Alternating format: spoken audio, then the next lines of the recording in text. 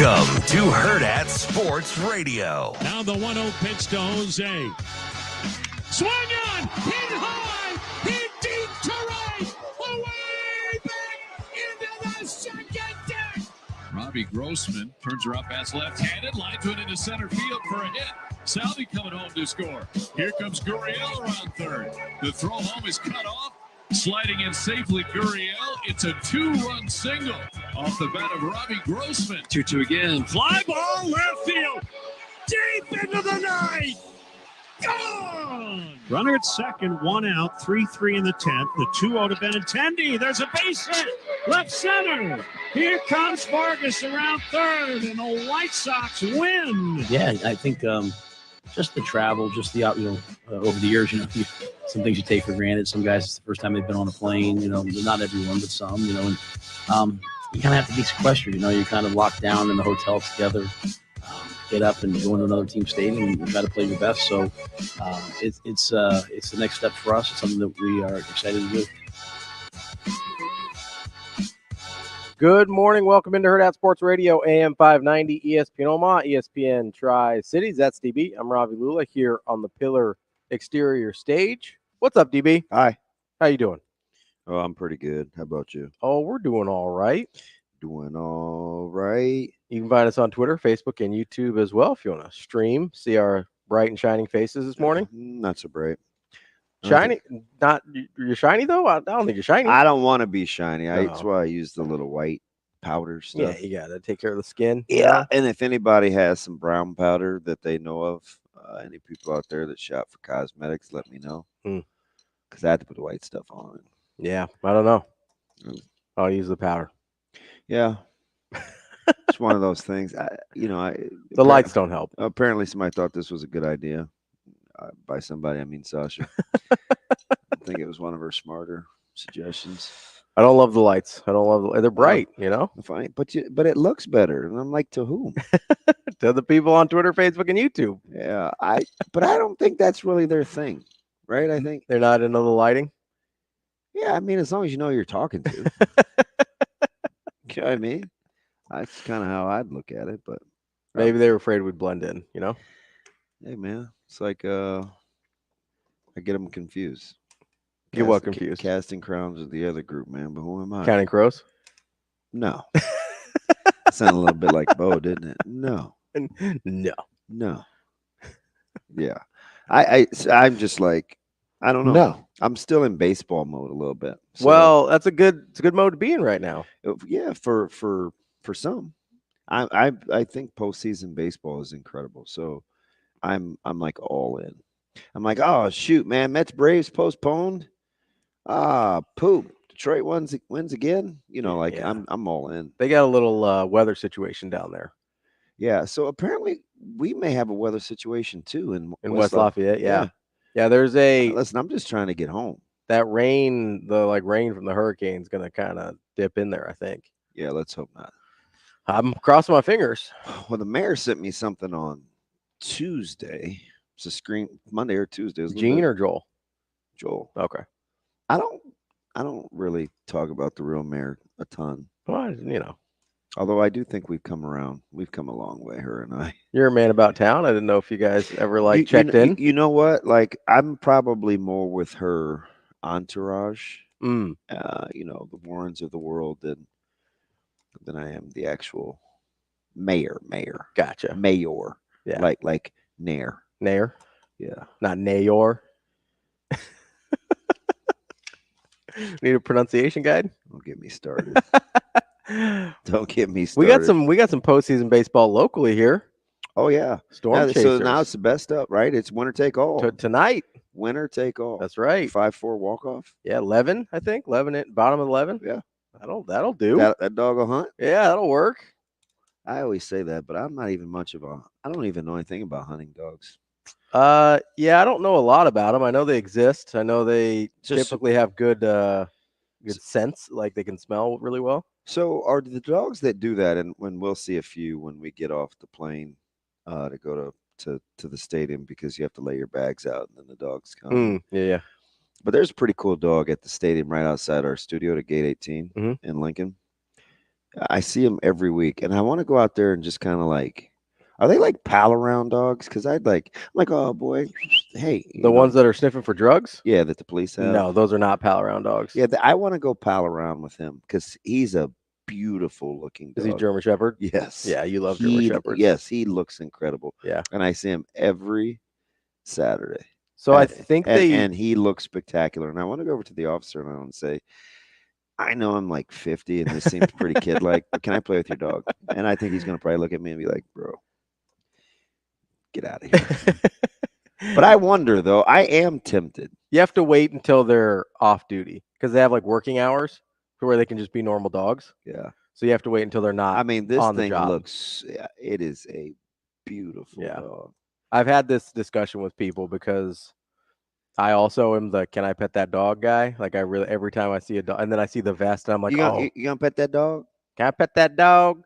No, I see the vest and I'm like, oh, he's working. I gotta be he's being a good boy, a good girl. It's It's very tempting though. You just want to play with the dog. we got to time it. I'm not good with the clock. Like that's a total Benny Mac thing with the pregame show and stuff. But if next time I'm going to get the courage, like if we're on commercial break, I'm going to go out there because it's literally only like 22 feet from me. Yeah. I can see it through the glass. It's very tempting. Just prepare yourself that the answer might be no because he's working. Yeah. No. Like I just don't want you to get out there and like get all the courage up and get excited. That's okay. I mean, people have told me no before. I'm just trying to, we like to set expectations around here. Unlike Sluka, I can take a no. No.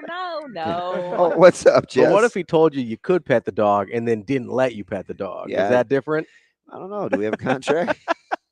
Am I contractually bound to be able to pet the dog? How far does a verbal agreement to pet the dog get you? Apparently not far. But you know what? Like Really about $3,000.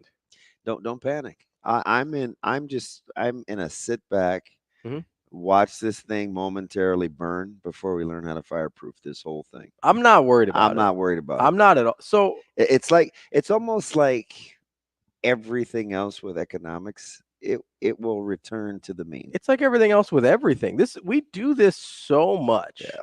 And it drives me crazy because if we have had a system in place for 100 years, no matter how bad and flawed the system is, we're okay.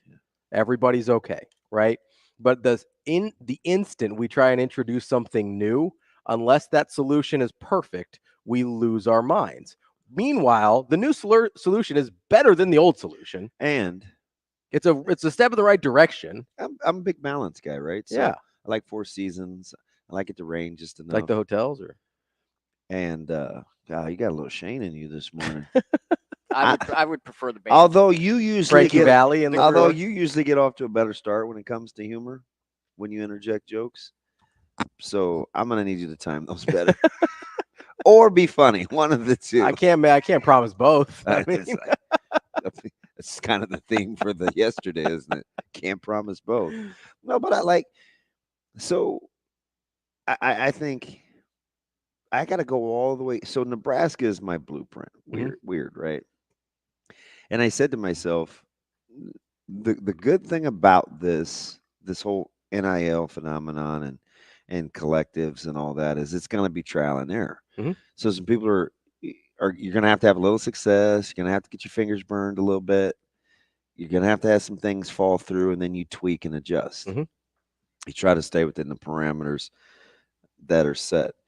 And so what I think, and I've said this probably 9-10 times, mm-hmm. I said I think what Nebraska is trying to do, and Trev's not going to get a lot of credit for this because, what have you done for me lately? But the student athlete experience and what he wanted to do for student athletes mm-hmm. and was what I felt like that was the direction Nebraska was going to have to move to offset the freedom of movement and the pay for play and the portaling and everything, right? Mm-hmm. I'm like, you have to make this a place where it's like home and you hard to leave. Don't want to leave home, yeah. Right? It's a very attractive place. Ooh, that's inviting.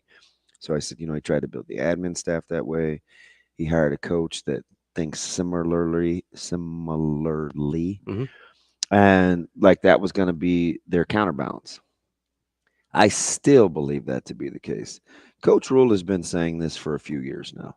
Okay, the teams that do blank and work smarter and a little harder and grow old together, and supplement and not supplant Mm-hmm. through the portal will be the teams that I think you see can withstand Be successful long term. this early portion of what we don't know what to do. Yeah.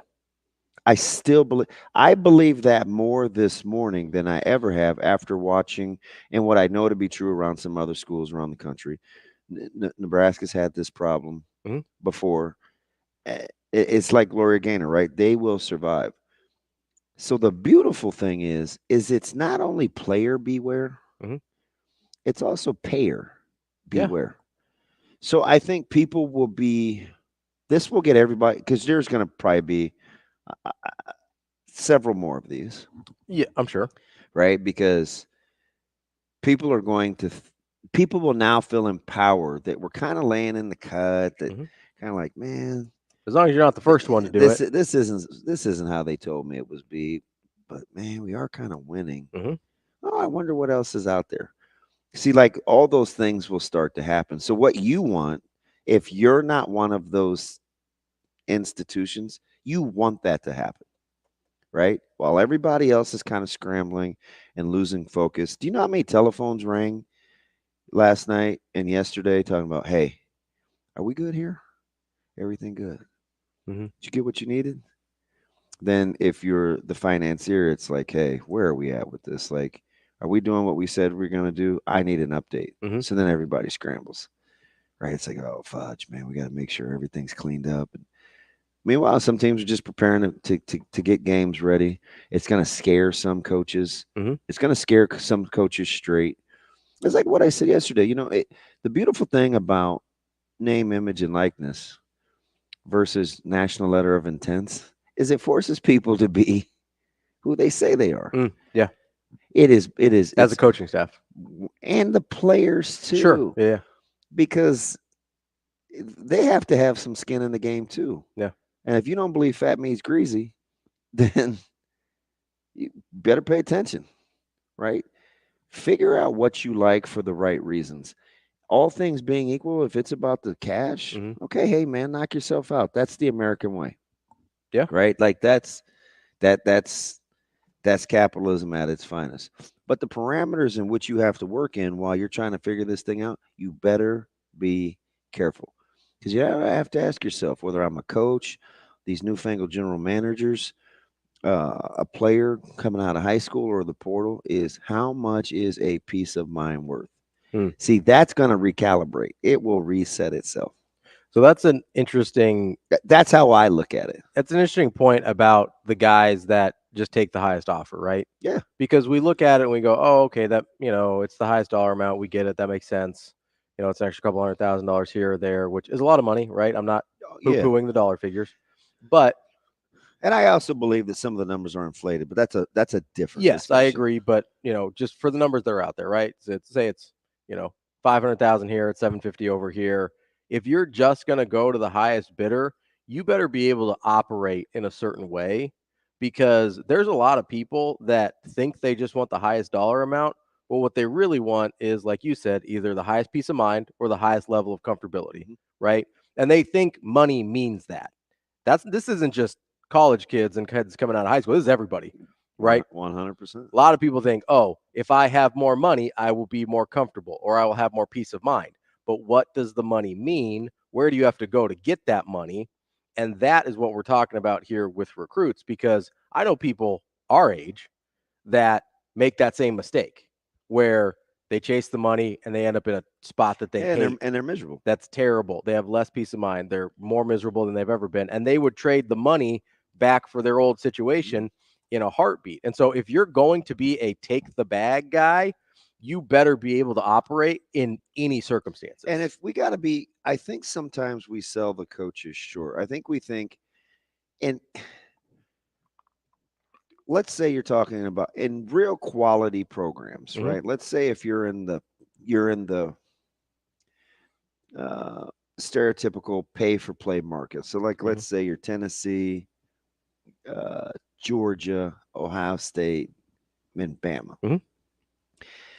Even within that nomenclature, that top four peer group, the level of having to level of scruples and scrutiny to know that it's money well spent is heightened. Oh, Even amongst that elite infrastructure when it comes to NIL, because those coaches have to say, I mean, Kirby Smart and Heupel and Ryan Day and DeBoer got to be thinking to themselves, okay, at what point am I willing to risk whatever my culture is for this? So they got to think about that. Yeah. And the players got to think, man, is this a place where I can really be happy and function at a high level? Function at a high level. And are they for me? Because at the end of the day, if I'm not happy, do I want to deal with, man, this isn't what I thought. And there's some people, and there's that fallout, right? 100%. So I think whether you're the payee or the payor, how you receive your money and how you spend your money, be diligent. Like it can't. The more things like this happen, the less apt will be to be willy-nilly spending money. Especially, rich people didn't get rich by just frivolously or just spending, but making bad investments, right? Yeah. So I think it forces you to kind of dial in on what it is you're after. But I also think, and maybe it's because I do think Nebraska is on the uptick. I think Iowa is still extremely good. There are still schools, and maybe it's a geographical thing, like, salt of the earth and Midwest, hardworking, earn it, and it's not, an honest day's work, those stereotypes, right? Maybe those are the teams that I do want to see function at a high level. I don't want the highest bidders. Yeah, you don't want the Yankees of the world. Like that was like in the 2000s, right? So that's kind of where I'm going with this. And I kind of said this in passing last night on social media.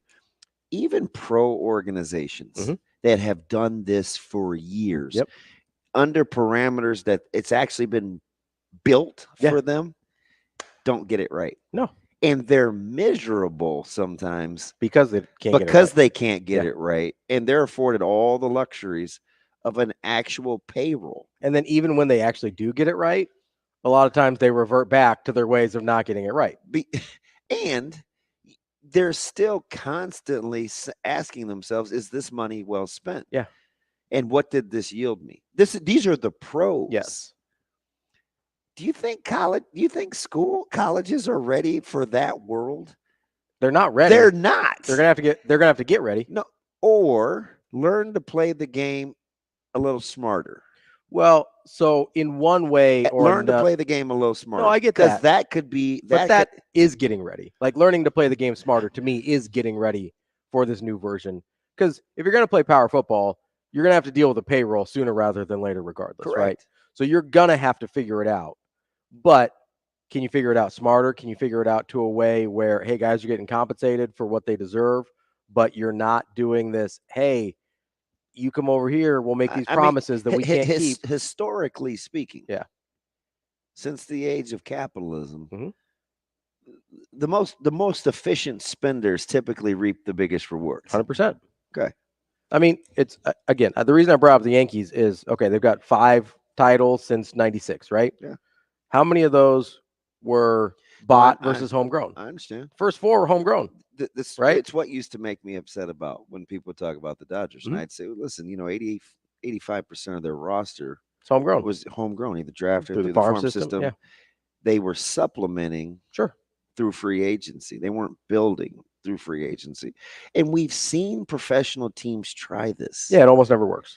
Almost never. Almost never works. So it's like the colleges all of a sudden think like, not only do they have command of the free market and have this great understanding on return on investment, that they actually know what they're doing yet. Yeah. There's no way. Well, especially so sound all the alarms early. Get all this out of the way. Don't panic if you're a fan of college athletics. This bad boy, much like the portal, it will self-regulate. Oh yeah, it's going to self-correct. It's going to happen, and you're going to see the teams that have a core culture of how they want to do business, those will be the teams that survive. I don't think Coach Rule was blowing smoke about teams that grow old together and have staff continuity. Mhm. Those will be the teams that are left standing. I truly believe that. How many times has he said, I think continuity is the answer to this new era of college football? I'm with him. You can only have so many of those guys in your program. Because I'm just telling you, coaches can't control it unless the culture is that strong. Mm-hmm. And the more guys you bring in like that, the more you put your culture at risk. Yeah. Because it's just because it's not a 1-to-1 ratio, right? You Yeah. can't have one culture guy, one pay for play guy. One Yeah. you have to have like 8 culture guys to one pay to whatever play the guy. number is, it has to be significantly Yeah, greater. the ratio is way has to be Yeah. skewed to culture guys versus pay for play guys. And that's not to say the culture guys can't play, right? You obviously want culture guys because there's plenty of those guys. Right, yeah, but you want culture guys that can play. Yeah. But every once in a while you're going to have to be like, "Hey, we got to go get a quarterback out of the portal or whatever," right? Or we've got a year gap here because somebody got injured and we need to go out and get this D end or whoever, Yeah. right? Like you're going to have that, and the ability to go out and do that is great. But if you don't have the infrastructure within your program in place already, Yeah. I mean, I think that's what you're seeing at Florida State right now. I think Well, you saw it at Florida. There are just some. And I wouldn't have even. There are just some environments Yeah. that aren't built to take on mercenaries.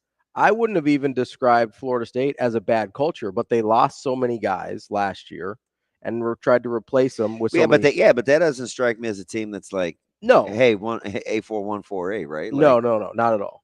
But last year you would have looked at them and be Or like, all for oh, one, yeah, for they're all. all pulling in the same direction. That's great, whatever. But they had too much turnover and brought in new guys, and the younger guys weren't ready to carry that culture yet, right? That's what it seems like from the outside, at least. That's why I was always concerned. Concern's the wrong word. Skeptical about the Colorado model, right? We saw it with Mel Tucker at Michigan State. Now Mel Tucker had other issues, but what did we see the one year? He hit, lightning in a bottle with that Michigan State team. The next year he tried to replicate it. Guess what? That's really hard to do. Mm-hmm. Every once in a while you might get lucky. Long term, that's going to be really difficult to be successful that way. It's just not going to happen. Yeah. Josh says, except they can change schools within a week. Is it really that big of a risk? Yes, because it's going to, at some point, the receivers of this baggage have to ask themselves, is this worth it? Mm-hmm. Like, you don't think employers will look at a resume and say, oh my gosh, you've had 3 jobs in the last 3 years. Mm-hmm. Am I going to be 4 and 4? Am I going to be the one that's going to stop the carousel? Yeah. Like, you don't think that forces the employer to take a look? And Josh, if you're talking about, like, are these really teams you're going to be worried about? Are these the teams you're really going to, hey, take on all the leaky, take on all the bad water you want. Mm-hmm. Take it on. It's 3rd team in 3 years. Oh, okay. Try that out. Yeah. Like, cheer for those teams, Josh. Cheer for those teams. And yeah, doesn't mean I don't want built-in restrictions, but if a guy, I'm going to look sideways if we all of a sudden get a producer that's on his 4th job in 4 years. Yeah. Right? Yeah. Coming up next, we'll set up the show, let you know what we've got coming up for you here on Hurrdat Sports Radio. We will be back.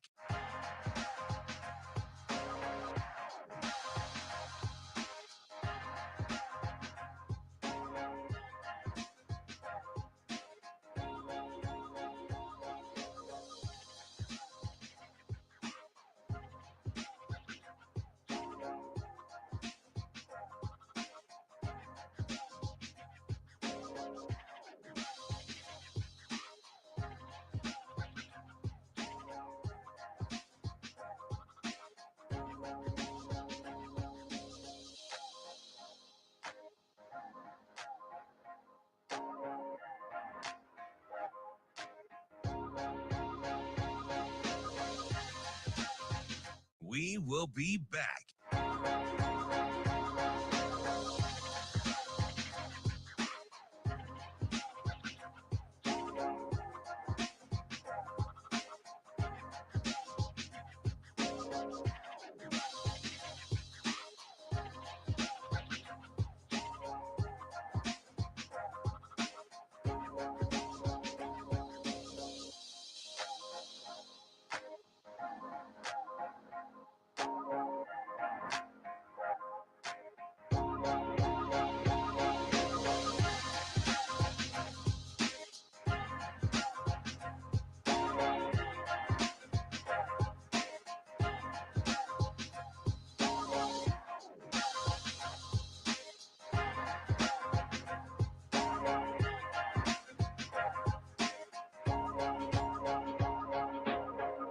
We will be back.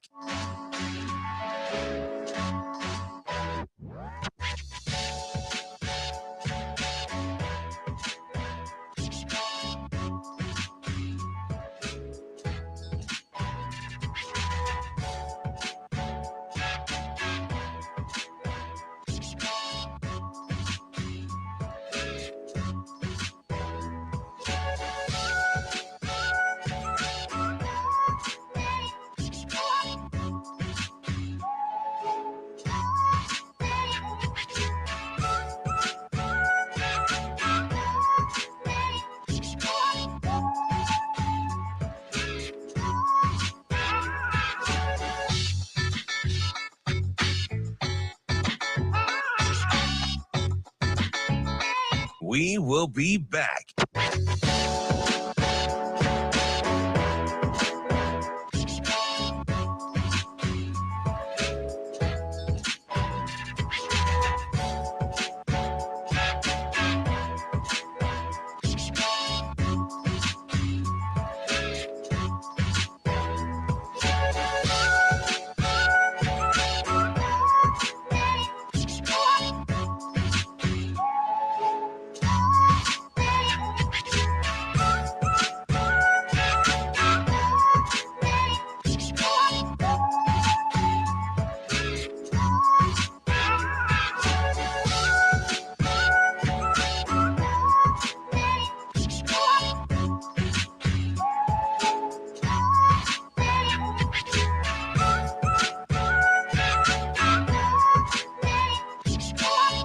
We will be back.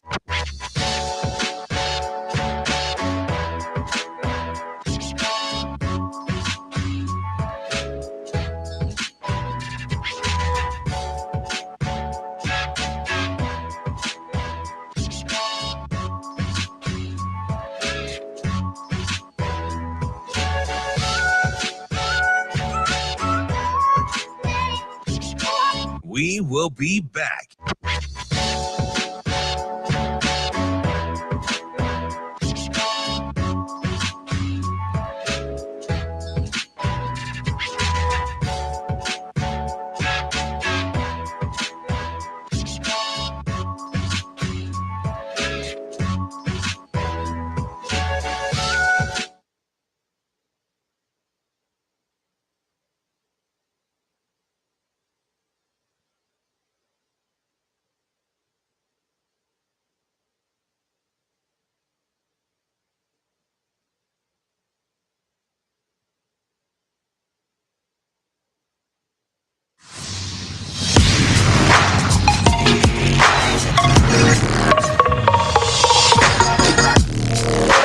You're listening to Hurrdat Sports Radio.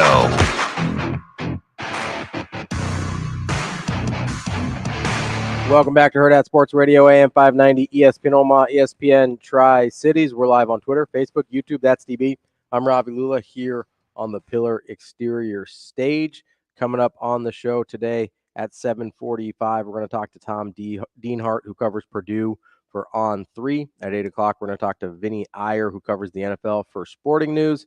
At 8:45, we'll talk to our guy, B. Edwards, Vegas Insider, see if we can make a little money this week. And then at 9, we will talk to our guy, Michael Bruns from Husker 24/7 as we dive into Purdue preview mode. And Did you get the notes from Keith? Which notes? From Keith Mann? Yeah, Purdue. Yeah. I got to go back through those. There's some weird. I haven't read them yet, but Purdue apparently runs the football. And not that was a surprise. Just I think it'll be a surprise to some people who haven't seen him much this year. I mean, I think we kind of label, they got Graham Harrell. It's going to be an air raid thing, and then you just sort of imagine that to be a certain way. I think the way that Illinois played last week surprised some people if they hadn't seen him much. Kind of that up tempo, a little bit more. I don't want to say wide open, but I mean, Altmaier threw the ball 27 times. Like that's a pretty good number and higher than you would expect from like a Bielema team, right? I think if people haven't seen Purdue much, which I don't blame you, it's been fairly ugly. Yeah. I think they will be surprised what it looks like. I think to Josh's point a little bit, the amazing Daniel says, I don't completely disagree, but one flaw in the analogy is that college football is a short-term job by nature. Mhm. So they are only hiring you for a year or two in many cases anyway. Who takes a job without that salary in writing, though? That's nuts. LOL. Okay, yes and no. I still think it's relative to your job security, even as the employer. If I'm in college Mhm. and I'm going to do the short stint anyway, do I want to do it with something that includes financial risks? Mm.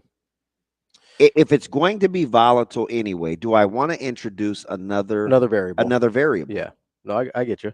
Right? Yeah, that's like fair. That's a fair point. Like that's how I would think about it. And I'm not that smart. So there's got to be people that do this that are clearly smarter than me that would ask themselves the same thing.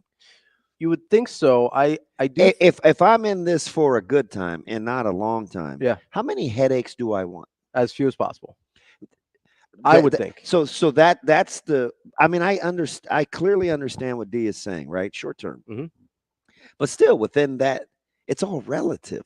And frankly, you can make the argument that in shorter term situations like that, the headaches are amplified. Yeah, I would like I would like even less Yes. volatility, because over time You I can can kind at of least ride some of those figure things out how out. to work with it. Yeah. And Right? I think there is a factor here that we haven't necessarily brought up yet, though. And that's kind of the same thing we see with these quarterbacks in the NFL that get kind of retread all the time, right? Like you get drafted in the first round, you're going to get several opportunities, most likely. Sometimes you get a Sam Darnold where you kind of find something that works, or a Baker Mayfield. But a lot of times you have a Zach Wilson or somebody that's just like, I don't think this is going to happen, right? But I think there's and I don't use this term derogatorily, an ego involved with coaches. Is that a word? It is. I use really strange emphasis on it. Derogatorily? I'm almost positive it's a word. I'm almost positive I said it wrong. Yeah. Also. But you have coaches who have a good amount of ego and confidence in their ability to get the best out of people. Shane, keep Josh's comment up on the stream. I'm going to get to that when Ravi's done. Like, you believe that, hey, it didn't work out, because you mentioned like the 3 schools in 3 years, and there's a certain type of coach especially that thinks, I can make the best out of this person. I can change this person, because they've made their career getting the best out of people, right? Yeah. And so I think there is a factor there where you're always going to have certain programs and certain guys and certain coaches that will take risks that other people won't. Okay. I'm with you. Right? I like that example. Mike Mizuka is a really good example. Mhm. I want you to read Josh's deal that Shane put up here. Didn't bother rule with Mizuka and Norvell with DJ, who are both on their 3rd school. Okay. That's pretty good examples, right? Yeah. 2 guys that are on multiple schools. What's the difference between those 2 guys? No. Okay. Let's not even get there yet. Okay. Let's take some truth serum and ask each coach, would they do it again? Remember what I said, Josh. I didn't say it can't happen. What I'm telling you is, how much water am I willing to take on versus what my culture is? Fair. I said that, right? Yeah. No disrespect to Mizuka, but clearly something is missing in the equation, right? Sure. At least for his fit at Nebraska. Yeah, We've heard it from day one. Yeah. Not to single out, but to single out, because Mizuka was used as way back in spring. Mm-hmm. Hey, we're still learning to do blank. Mm-hmm. Hey, we're still trying to figure out this. Hey, this is more than. And I don't think it's been the play on the field, right? Because he's actually playing football, right? Because he's played pretty well his first couple games. It doesn't have anything to do with what he's doing on the field. Mm-hmm. It has to do with what you're willing to inherit. Mm-hmm. Clearly, if it was about just winning games and not investing in the individuals because of what you just explained about, hey, I'm good at this. Mm-hmm. They can be good with me. I can fix it. Because that's typically what coaches think. Yeah. Right? So right now, or yesterday, or 3 weeks ago, or during the spring, or whatever, that staff had to say to themselves, is the juice worth the squeeze? Or this is the line where, like, the juice is worth the squeeze, and we say, hey, after this, it's not. So the real example, Josh, isn't the bottom line, even though I get why he used it. Mm-hmm. It's, would I do this again? because you're afforded. I mean, everybody will try something at least once or twice. Sure. Some And people will try 3, 4, 10 times. And then you'll have to weigh the risk reward. Yeah, some people learn, some people don't. So you'd have to sit those guys down and say, would I do it again based on what DB's saying this morning? Now let's go to DJU. Mm-hmm. Okay. Do you figure that DJU got some money? Yes. Okay. What do you think Florida State's brass would say about doing that deal over again? Not worth their money. Yeah. See, I think those bad are investment. Those are beautiful examples of exactly what I'm talking about. I'm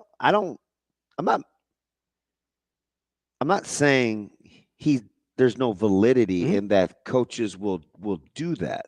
I think it's a beautiful time to illustrate, would they do it again? Mm-hmm. I also think and it's a beautiful example of risk analysis when it comes to spending money. Yes. Right? 100%. Because everything that we talked about this morning is in those two examples. Mm-hmm. Daniel's short-term deal, 1 to 2 years. I'd say, hey, do you want to invite those headaches? Mm-hmm. Can I offset it? Is my culture strong enough? Is it good spending? Because we don't know. No. I don't know what Eminem. I don't know what Mazuka's doing. It could be a deal where he wanted to be with his brother too. It could be lots of things other than finances. Because remember, they almost had him last year before he went to Florida, right? And clearly that culture wasn't bad. Now, again, I love the examples, but I think it's one in which further proves my point more than not. Mm-hmm. But they're beautiful examples because it still takes a certain player. Let's go to Will Howard, right? Will Howard probably commanded a pretty penny because the market drove it that way because of this. There wasn't a ton of him, right? He still has to fit with what Ohio State wants to do. Yeah. Especially at the quarterback spot. You have to be able to take that on given what you already have. Mm-hmm. So both on and off the field. Yeah, 100%. Right. Like it's not just so you're not schematic. You're not spending just to be spending if you want to win. I would say some people are, but if you want to win, you're not. So, and I said that the teams that and unfortunately, I hope Nebraska isn't in this discussion, but I did full authenticity, right? I did say those aren't the teams that would do that aren't the teams that you're worried about anyway. So far, Florida State and Nebraska fall into that up to this point. Yeah. Right? Yeah, 100%. I mean, if we're being honest. Yeah. Okay. I also think there's a key difference between those two examples. And we've seen this with both Nebraska and Florida State. If you're Mike Norvell, at this point you'd like the opportunity to bench DJU, right? He's played really, really poorly. You'd like other options. Yeah. So you ask yourself, okay, why? Do they not have any other options? Or because they're paying him so much, do they feel like they have to give him every opportunity? Right? I think those are both fair questions. The difference with the Mazuka example is I don't know what he's making, if he's making whatever. I have no idea, right? Yeah, we really don't. I'm not being facetious. I really don't know. For who? Facetious. Never mind.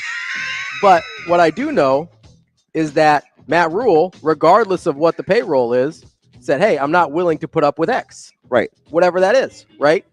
That's the difference between DJU and Micah Mazuka is Matt Rule went into this knowing, hey, eyes wide open. I'm only putting up with this and nothing more, right? Mike Norvell put him in a spot where he's kind of got to deal with DJU. That's the difference. Give yourself options, even if on the football field, it'd be better to have Mazuka out there. Everybody knows that. Coming next, we're going to talk Tom Dienhart of On 3. Get a little Purdue preview on Hurrdat Sports Radio. We will be back.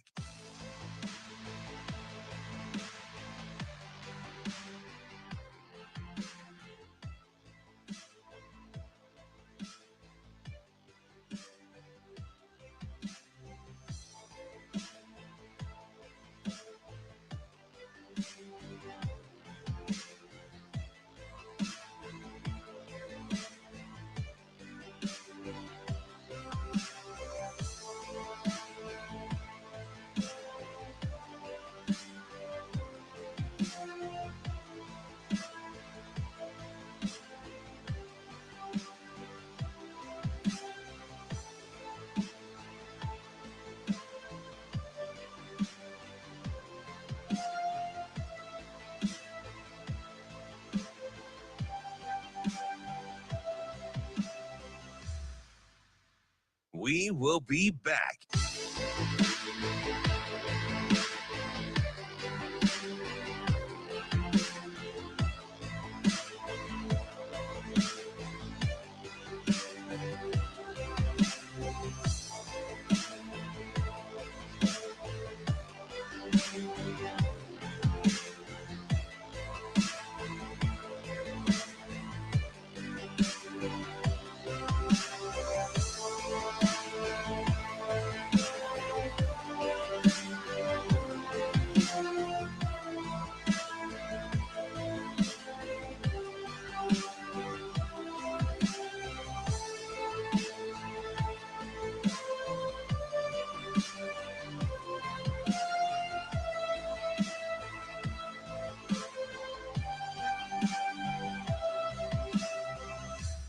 We will be back.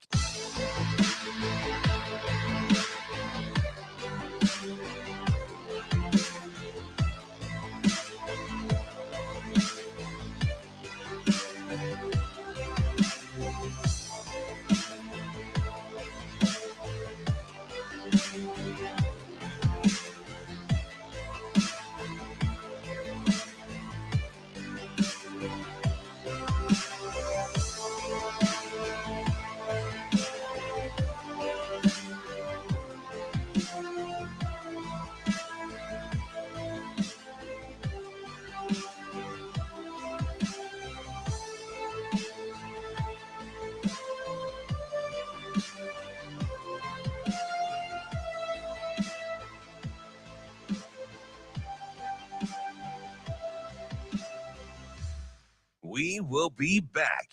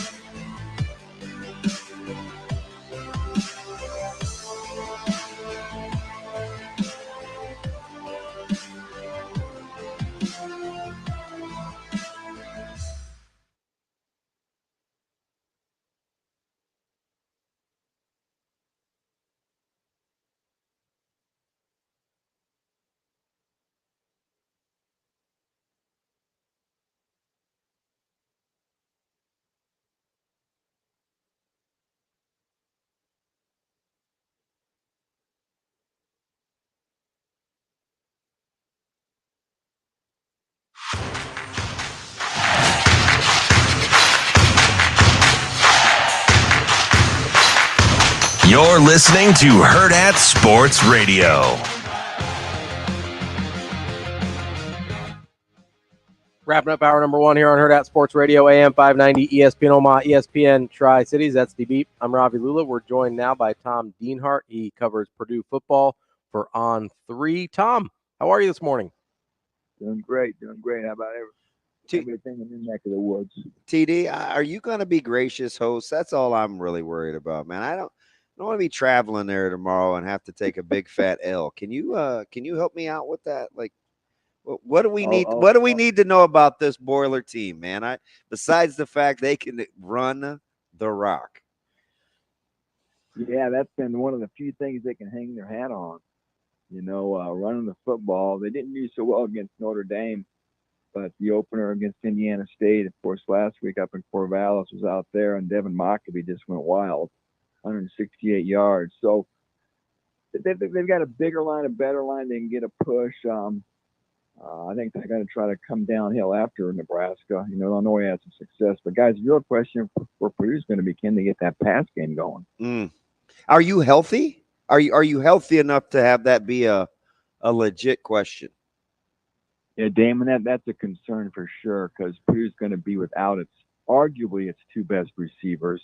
Jamal Edrin has an issue with his knee, which kept him out all last year. And then C.J. Smith, a transfer from Georgia, probably the fastest receiver, has yet to play this year with a hamstring. So I think that's sort of limited this receiving core, to be honest with you. And they have to be more creative. I think that's the bottom line, right? Everybody can cry to you about their injuries, and give you their sad story. But you got to figure things out, and that's coaching. And this staff is, I think, it's been remiss in really being able to adjust and make changes on the fly, especially on both sides of the ball. So it's time for Graham Harrell's offense to evolve. There's been a lot of criticism here locally. Really? So that's interesting because I'm trying to figure out, I guess, Tom, but like, what do you do if guys aren't available? Yeah, again, that I said the presumed number one wideout, Damon. Oh, I got you. Really, figure out, develop more guys. Yeah, I mean, I'll be honest. Those guys have done nothing at Purdue. They've done nothing. Oh, gotcha. Like I said, Edgar missed all last year with a knee injury after he transferred from Florida Atlantic, and like I said, Smith hasn't played. So again, there's plenty of other wideouts they brought in. A couple other guys from the portal, and it's always next man up, right? They've got a very good tight end. They got to figure out ways to get him open. And it just seems like things are overly simplistic, and the details, the buttoned-up details, that's what life's all about. It's the little things that add up, and those seem to be lacking on a consistent basis for Purdue. Guys, last week, I'll be honest with you real quick, too. Getting beat 66-7 by Notre Dame was an embarrassment. It was an abomination. It was a catastrophe. But nobody really expected Purdue to win that game. Next, this last week, though, guys, what was Purdue's response going to be after that embarrassment? How are they going to come out against a lesser opponent, which was gutted by the portal, whose head coach ditched them from Michigan State? How is Purdue going to respond? Guys, they were flat and looked bad again. In a lot of ways, that was a more disappointing loss than even the Notre Dame loss. Tom, you mentioned offensive coordinator Graham Harrell. When people hear that name, they get certain visions of what an offense looks like. Obviously, that's not what the Purdue offense looks like this year. How much different has this team looked, for the good or for the bad, than what you expected coming into the year? Yeah, air raid is sort of it's a philosophy. I think when you say air raid, people think 80 passes a game, and that's not really the case. That's more of a philosophy. They're going to take what the defense gives them. And even going back to the end of last year, they were running the ball pretty well.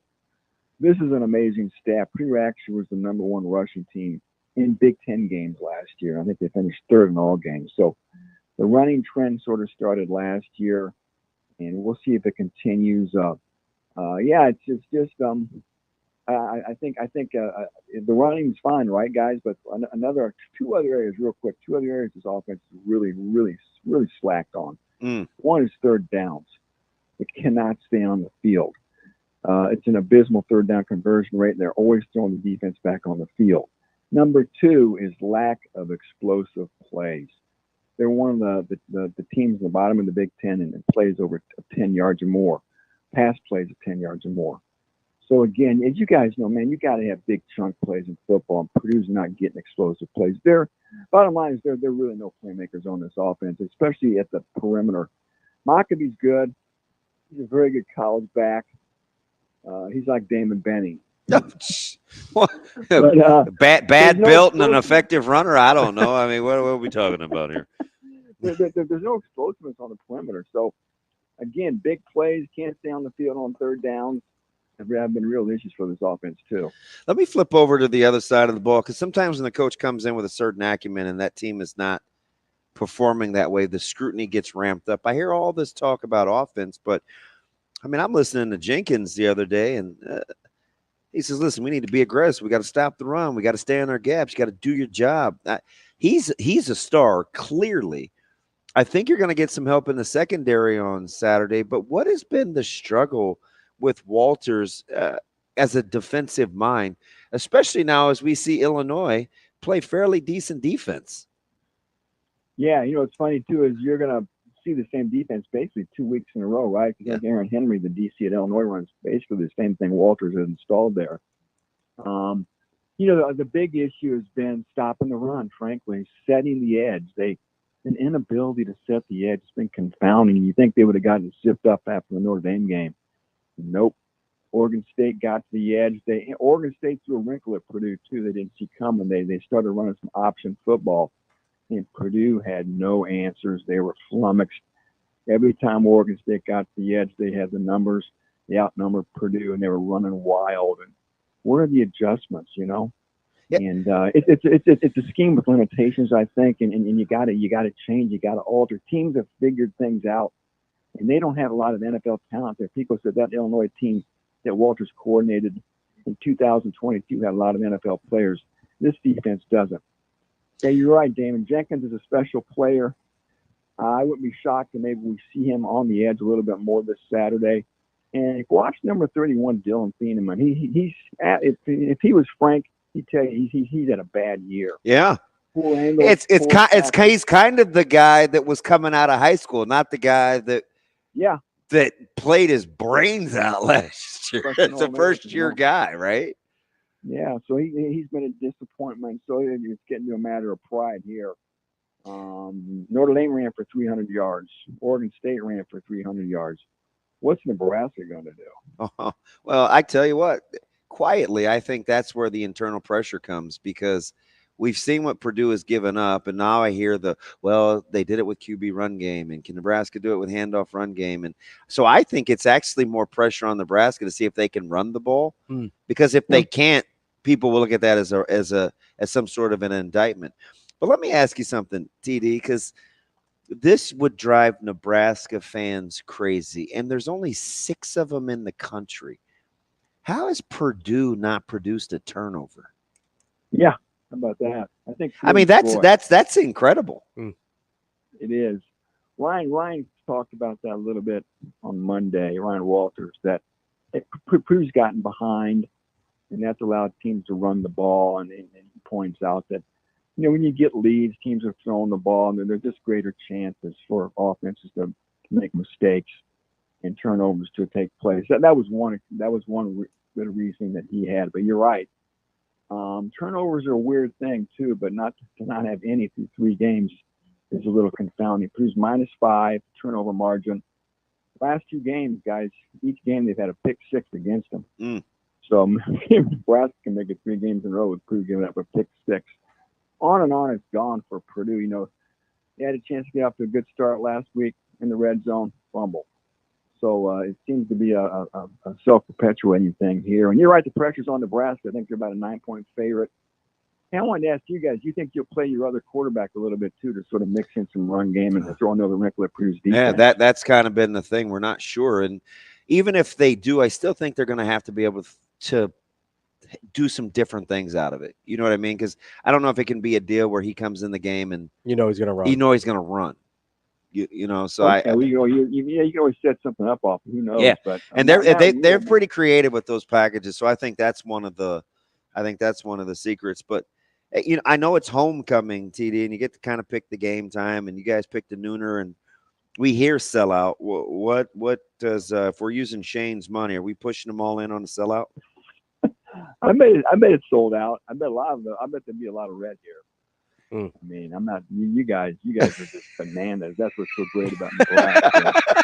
I just love the fan base, man. I love that passion. I tell people all the time, if I was a football player, I don't want to go to Nebraska because you are worshipped and revered, and they love their Huskers, and they always show out. So I expect to see quite a bit of red here, but I think it'll be sold out. I think it may be sold out now.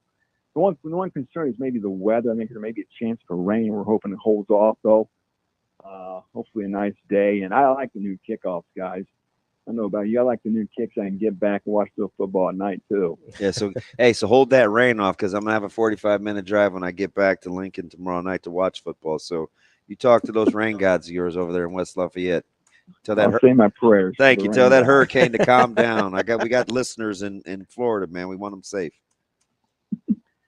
But yeah, like I said, it'll be fun, guys. And this is maybe already a tipping point for Purdue in 2024. You ought to see our message board, man. It's an inferno, and they've already started hot boards. Oh boy! Wanting to know how much it costs to buy out Ryan Walters. It's crazy, isn't it? Wow. By the way, it would cost $9 million.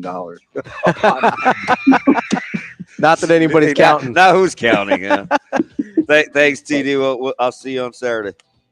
Safe travel. Take care. Thanks, buddy. Tom, we appreciate the time. That's Tom Dienhart from On 3 covering Purdue. I think there's pressure on Nebraska to run the ball. I think there might be. It's not a gimme. Coming up next, we're going to talk a little NFL with Vinnie Iyer from the Sporting News here on Hurrdat Sports Radio.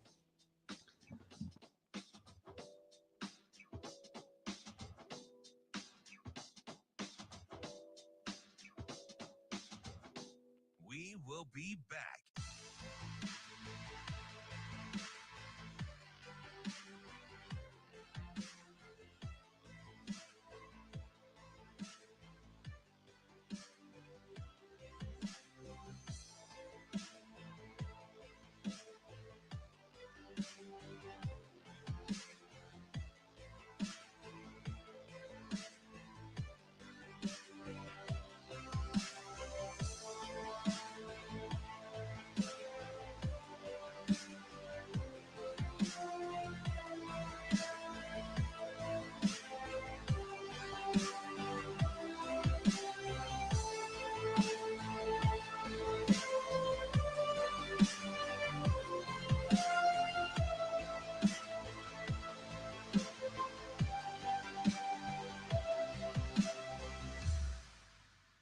We will be back.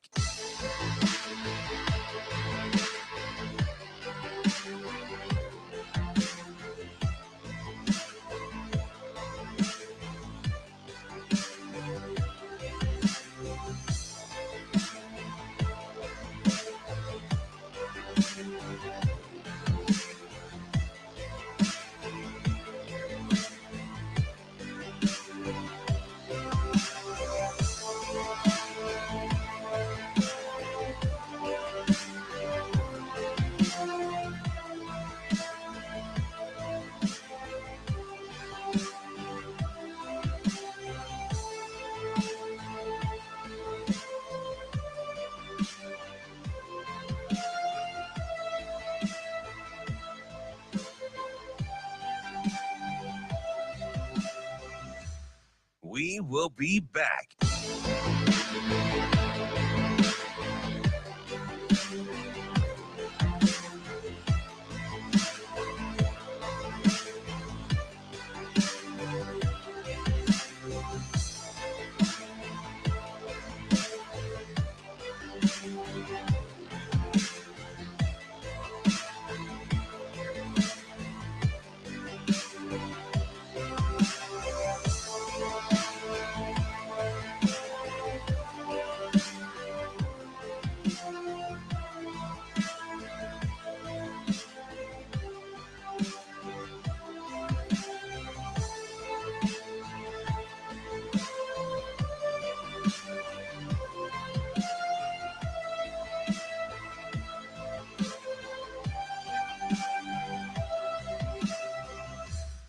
We will be back.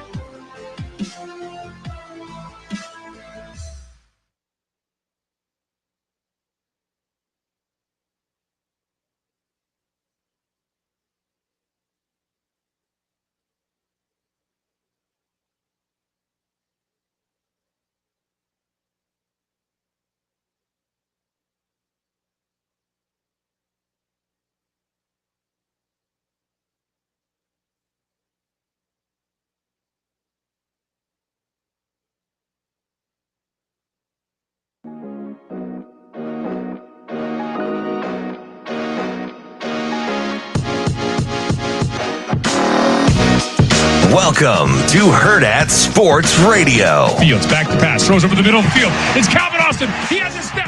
Austin heading straight up the middle of the field. Inside the 10, to the 5, touchdown. Calvin Austin, 55 yards from Fields to Austin. Rusty Rice stretching out near front pylon. And it is a penalty flag back at the throw. What did they say? This as Rice coming to the near side.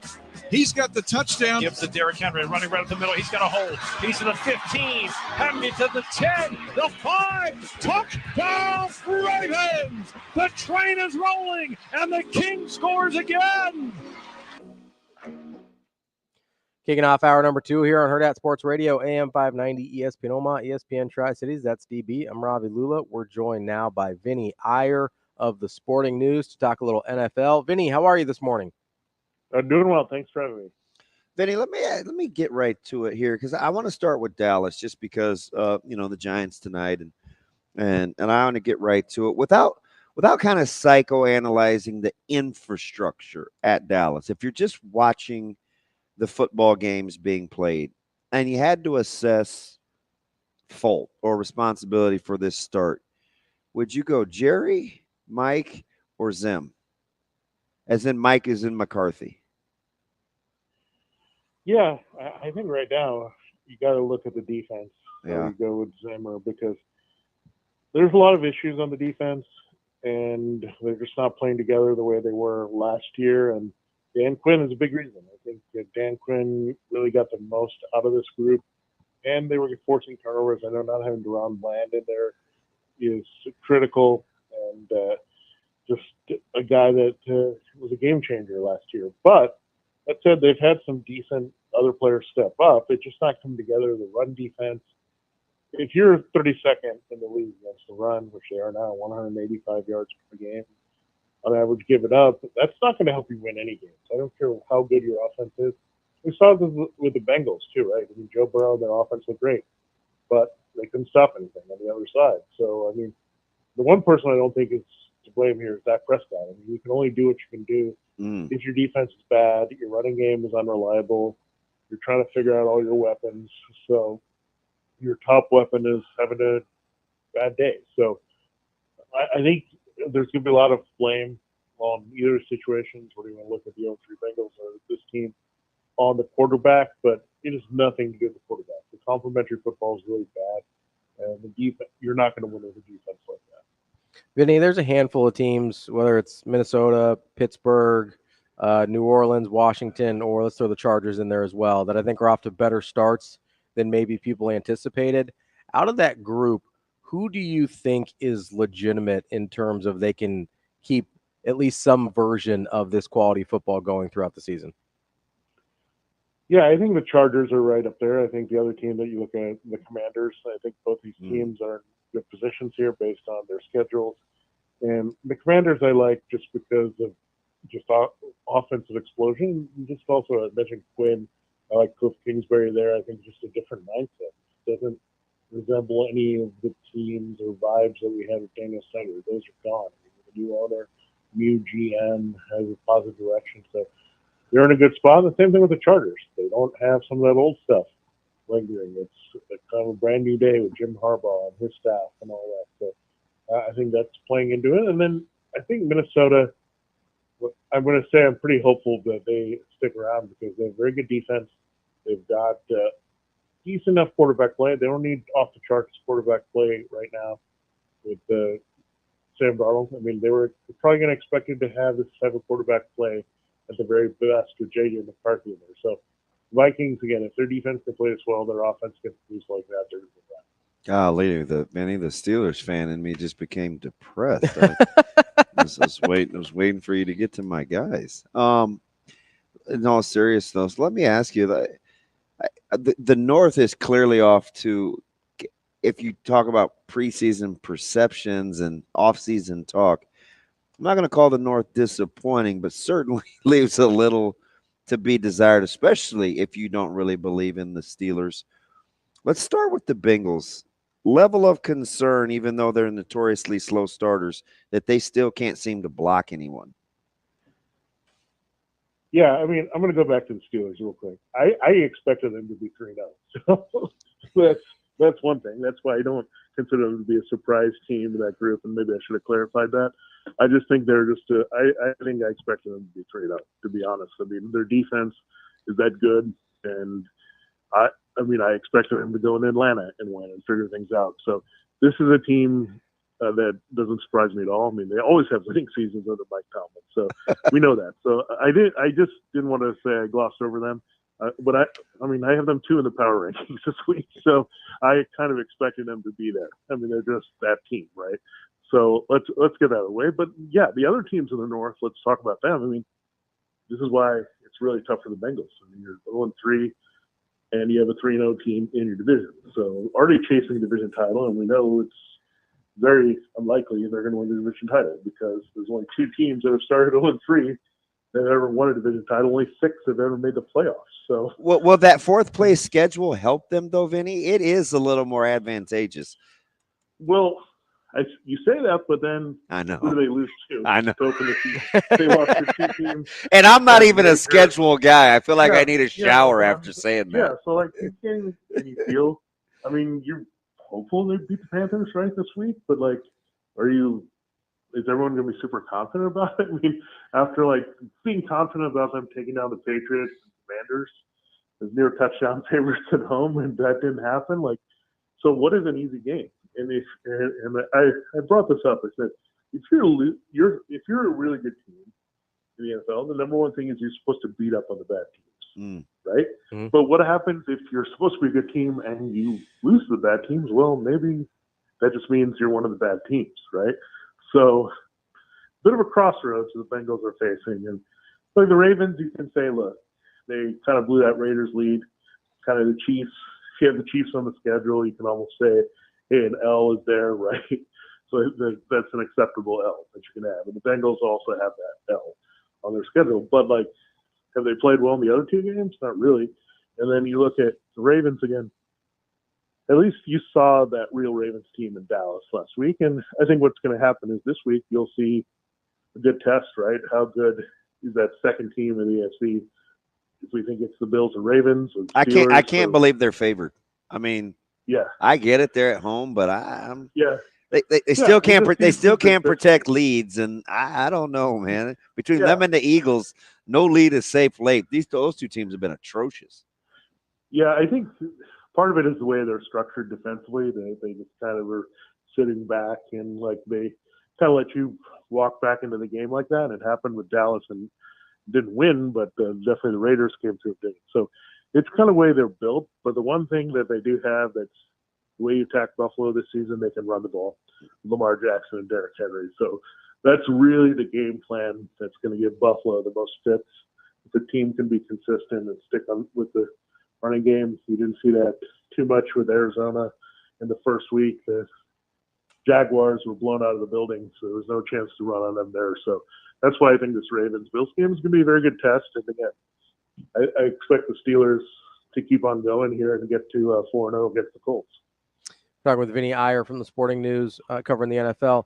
Vinny, I'm fascinated by the Packers because obviously I don't think anybody thought Malik Willis could win NFL games really at any level. We've seen him go 2-0 with Matt LaFleur getting a ton of credit for that. But I kind of want to ask this in a different way. Does the way Matt LaFleur has been able to win with Malik Willis change how you feel about Jordan Love at all as a player? Well, this comes up not only with Jordan Love, but it comes up with Brock Purdy and other quarterbacks like this that are in good systems. Tua Tagovailoa, you can throw them in there. But what is the guy supposed to do? Like, say, I apologize. I'm sorry. I was going to attach myself. I'd much rather have a non-user-friendly quarterback offense, please. Yeah. Yeah, I'm sorry, guys. Like every quarterback needs a good coach. I mean, that's just the bottom line. Like, it's a whole system of things, right? I just talked about how people are blaming Dak Prescott and Joe Burrow. I mean, did they do everything they can to win those games? Yeah, I think they did. Now, did everything else fall apart and not allow them to win those games? Yeah. So it's hard, man. Like, that's the thing is, we'll never know that answer unless you put these guys into the fire of a bad team. But a bad team usually is not going to help that quarterback. So I think, quarterbacks are the marquee position. We tend to put everything on them. We measure wins and losses by them. But in the end, we know how critical best quarterbacks have a ton of support. And look, I think we sometimes look at Tom Brady. He didn't have anything, but, he had a good offensive line. They had a good game planner for a long time, Tom Brady. And maybe it's just, hey, just enjoy it. If you're a quarterback in a good system, because look at Trevor Lawrence, a quarterback in maybe a couple questionable systems, right? And look what happened. I mean, if you put him in another spot, do we think Trevor Lawrence is this bad? We'll never know. he looks so timid, right? Like this guy, you know, the free flowing locks and the big strong frame. Like his confidence is He shot. just looks like a guy that isn't very confident. We saw it with Bryce Young too at the last few games there too. Yeah, I mean that's the thing is like, yeah, you can if you've given that quarterback support and then you don't see it, then you're like, okay, this guy doesn't have it. But I think what's been wrong with Trevor Lawrence a little bit is just I don't think they have a true offensive identity. I think this kind of happened to Doug Peterson and Carson Wentz a little bit. And I think it's carried over. Like, are you a deep passing team? Are you a short to intermediate passing team? Are you a running team?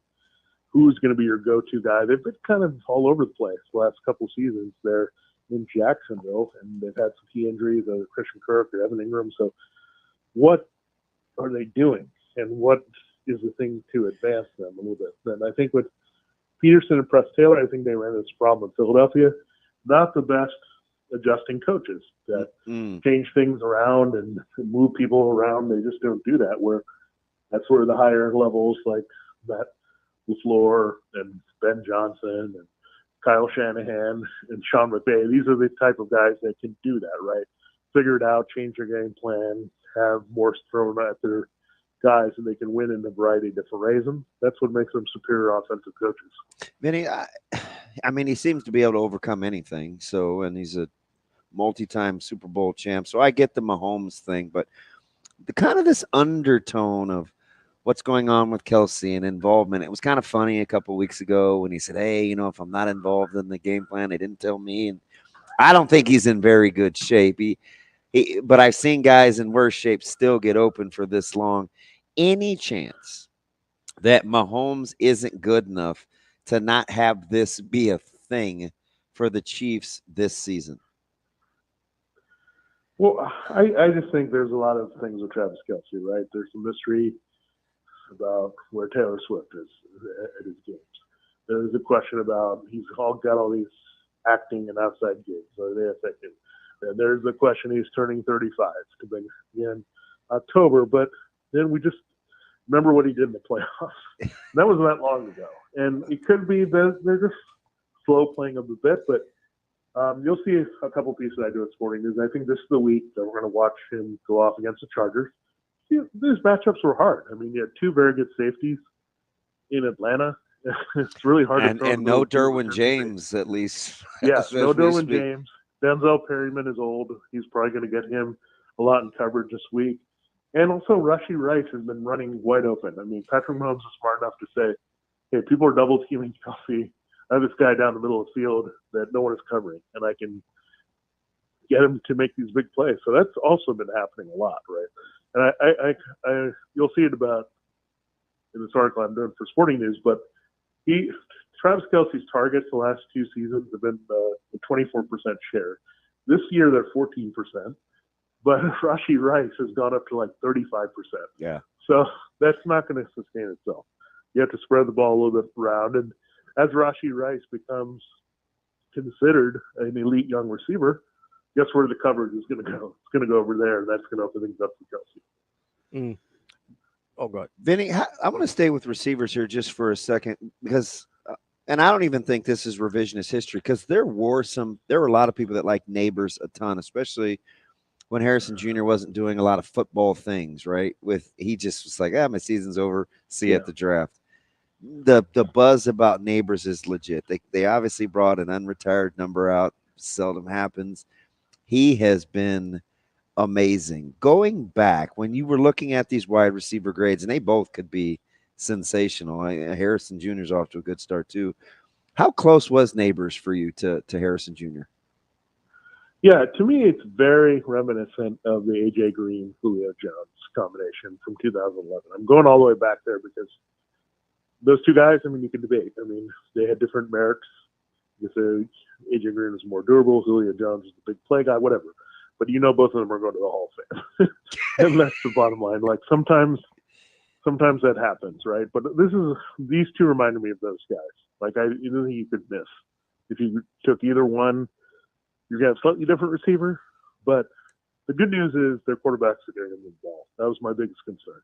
But Kyler Murray may be less of a concern, but Daniel Jones smart. He's smart enough to realize I have not had a receiver like this since I've gotten here. Let's give him the ball often, and that's what you want to see. Some of these teams, and I think having Brian Daboll's there, he was a guy that kind of got Stephon Diggs going with high volume with Josh Allen, so he was the right coach there for Neighbors, and I think Marvin Harrison is kind of settling in. He's a really good fit with Kyler Murray. Vinny, I want to go to some of the rookie and young quarterbacks, guys, obviously like C.J. Stroud. You've got Anthony Richardson in Indianapolis, and then all the headlines coming up with Caleb Williams and his early struggles with Chicago, although he's a little better last week. Out of these guys, I know it's a very small sample size. I'm going to take Jaden Daniels out of the equation because I think everybody feels okay about that. Is there a guy that you're particularly concerned about just the way it looks so far? Yeah, I think in the second half last week, I think Caleb Williams, you saw the talent manifest itself when they kind of let him loose a little bit. Yeah. So I think he's going to be okay. I mean, it's hard to make judgments about anyone else because they haven't really seen the field. But you look at Bo Nix, I am concerned that this offense, I know he played better last week, but I feel like they don't really have anything reliable with that offense around Bo Nix. And that's my concern. And I think you maybe have a confidence shaking in this week against the Jets. That's brutal. Like facing that defense on the road with their style of offense. So I'm a little concerned there that maybe that was not the best decision. But we'll see. We'll see how it goes. And they kind of had to – it was weird because they kind of were forced in that decision because they didn't have even a Jacoby Brissett type. I mean, they had Jared Stidham and Zach Wilson. So they kind of had to put Bo Nix in there. But I don't know if it's going to end up hurting him more than helping him as we go forward, even though he's coming off a good win in Tampa. I just think this offense is not built to help him all that much as a rookie passer. And I think that's exactly why the Patriots have been reluctant to put Drake May out there and get him killed.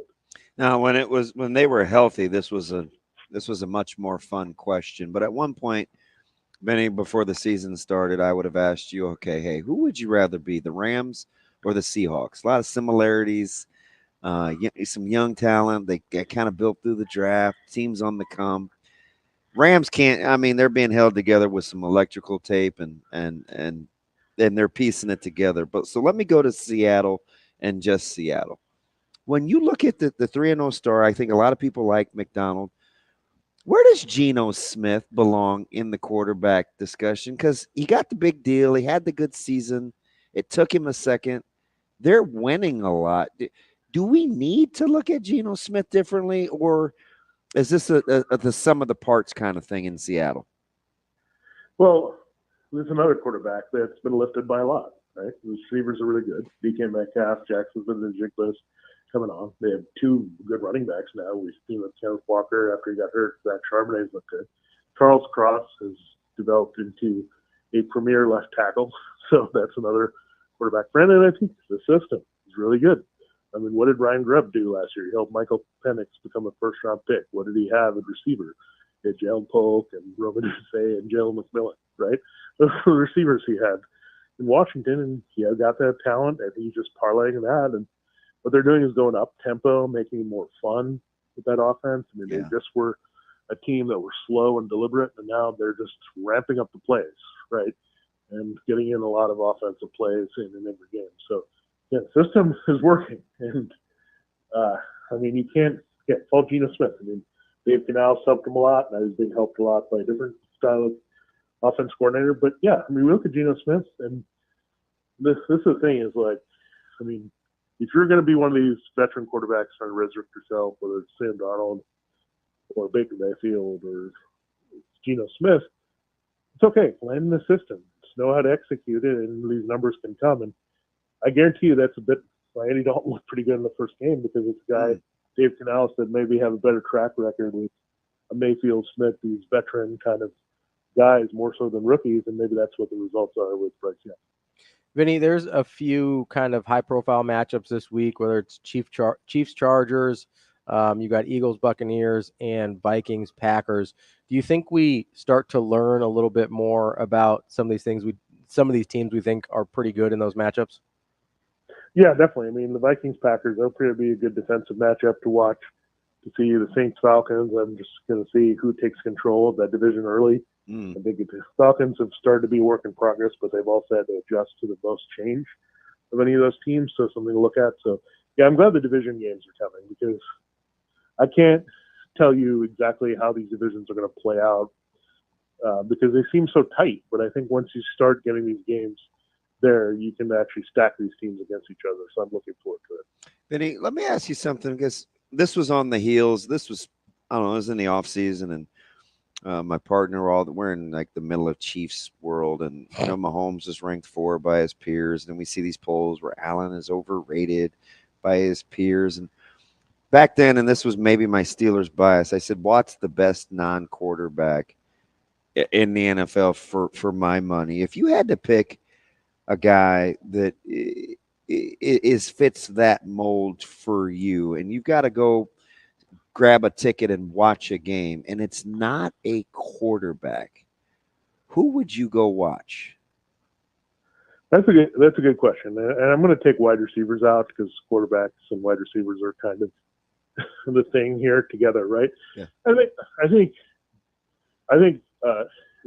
you're leading me to this direction, but I love watching TJ Watt play, and I've had just the energy with which he plays. I mean, I loved his brother playing a lot, just watching them and with the Texans for so many years. But TJ, I've also had the chance to meet him and have a conversation with him. Like, there's just something about him, like the vibe, the energy that he just brings out in that Steelers team. And like, if you say one guy that kind of, if you think about the Steelers now, I think he's the first guy that comes to mind. And you don't say that very often with a lot of these teams. So I love watching him play. And this team, I think, again, I'll come back full circle to tell you that this is a team that you have to worry about. Justin Fields continues to build more confidence here. If their defense plays at this level, it's going to be hard to stop them in a lot of games. Who's, in your opinion, and I get the whole Zimmer thing, that got off to a shaky start, with Parsons with the famous, I haven't talked to him yet, and Zimmer, well, you're going to have to adjust to my scheme. And who's the real Micah Parsons? Can we talk about that outside of Zimmer, or do we have to kind of wait and watch what happens in this scheme? Well, I think you look at Micah Parsons, and again, if he's underachieving, I mean, he's been really good with Dan Quinn. So, and the other thing, he's not necessarily the best run defense player in the world.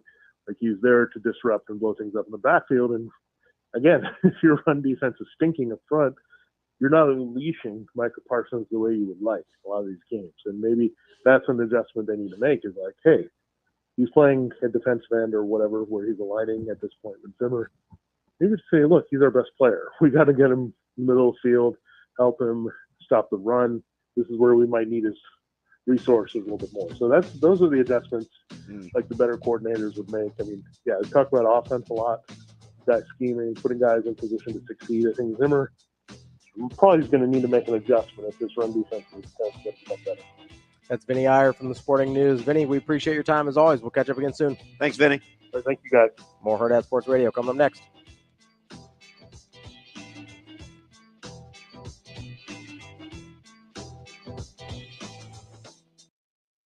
We will be back.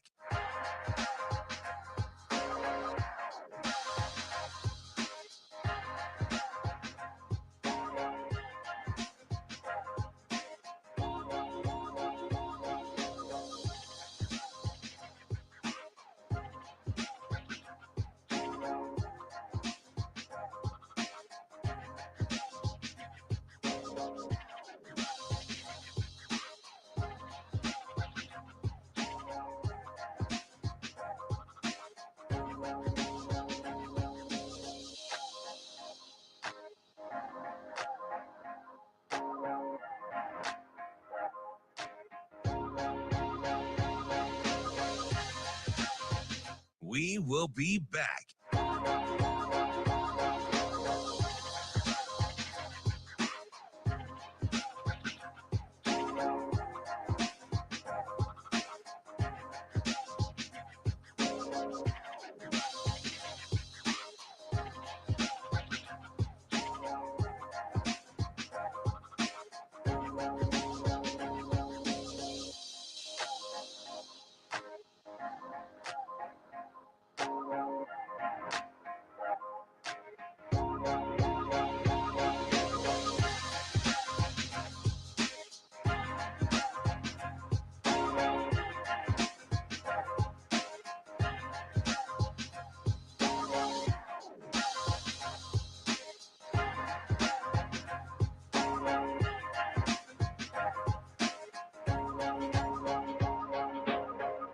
We will be back.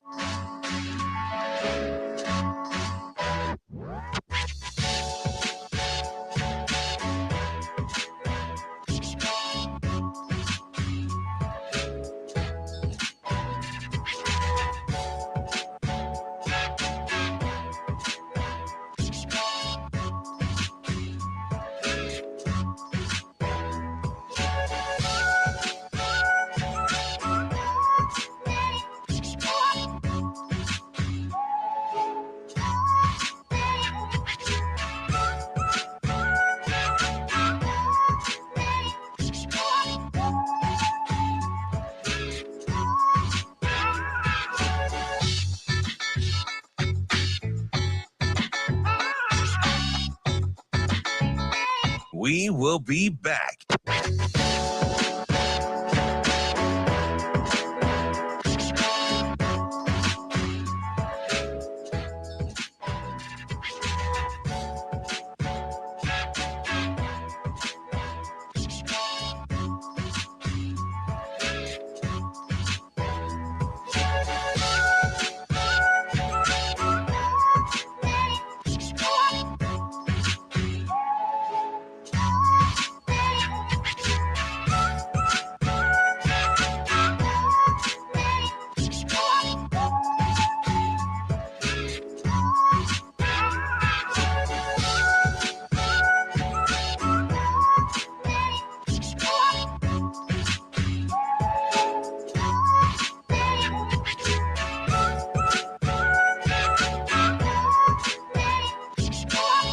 We will be back.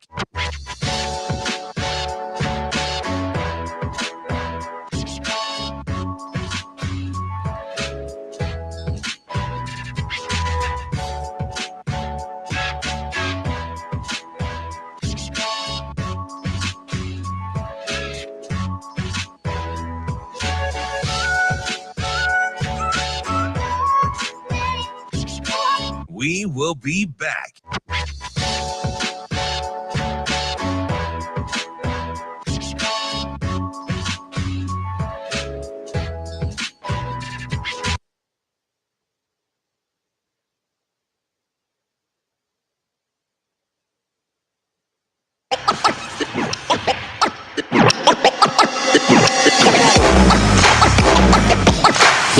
You're listening to Hurrdat Sports Radio.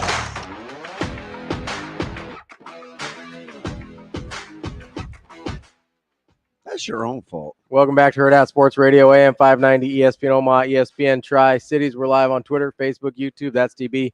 I'm Ravi Lulla. If you're driving into work today, make sure you've got that seat belt fastened and make it click. It prevents injuries and saves lives, but only if you're wearing it properly. Make it click. Message brought to you by the NDOT Highway Safety Office. You want to get to TK here before we get into anything? Or you want to get into some NFL first? Sure. Let's go to TK. TK, what's going on, bud? Good morning, fellas. How we doing? Good. How you doing? I already know you're going to say Chris Jones, so I'm not going to ask you what defensive player you would, or what player you think is the best player in the NFL without a non-quarterback or non-wide receiver. You Chris Jones all the way, aren't you? Oh, definitely. No, it's no bias. No bias. I know. No, I hate the Chiefs. I know. Can't stand those dudes. They're right down the street from you.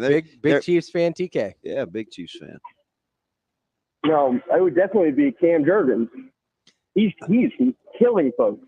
Yeah, he's pretty good, isn't he? First year starting at center, yeah. He is mauling people. Yeah, he's pretty good. He's really good.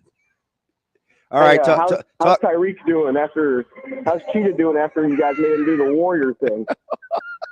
Yeah, he's still rationalizing why he knows he was wrong, but he also feels like the penalty was enforced incorrectly. So he had me Google the NFL rules. I told him it's still high school. Relax. I mean, you did the same thing with the targeting, right? With on Bayer. Yeah. Oh yeah. I'm different. I don't know where he gets it from. No idea where he gets it from. I'm still telling you, he should be a litigator. Yeah, he'd be a great litigator. I'm not telling him that. He's still in 14. What? Talk to me about the run game. So I was just thinking about this morning because we obviously don't have the QB run game that everybody's worried that we're gonna suffer without. I was wondering if you guys think that the little RPO with the wide receiver or the running back or the tight end coming out the backfield that looks like Veer is gonna eat on Saturday for Nebraska. Yeah, right. Dylan is very good with RPO. That's a good question, TK. I am curious kind of how that – Shane, I tell you about this all the time, okay? You can go end. Thank you. When the RPO game for Nebraska this week is going to be used because it's going to be an extension of kind of edge run game. Mm-hmm. So, and he was really, really good. We haven't really seen him utilize RPO a ton. No, not a ton. So I'm sure that's in the repertoire. But the other thing, this could also be one of those games for the short passes outside the numbers if you think you can win on the perimeter, which Nebraska hasn't really been able to do just yet. No, but they're going to have to at some point, right? Like that's going to be a crucial part of the offense, especially if they do still struggle at all to kind of get the traditional run game going. You're going to have to figure it out with the other stuff as well. Just to get guys out of the box, go east to west. 100%. Yeah, you got if you can't spread the field horizontally at all, you're going to have a hard time getting what you want in some of those looks vertically. Yeah. Let's get to our favorite president here, Marty Cordero. Marty, you up early this morning after a little bit of a late night.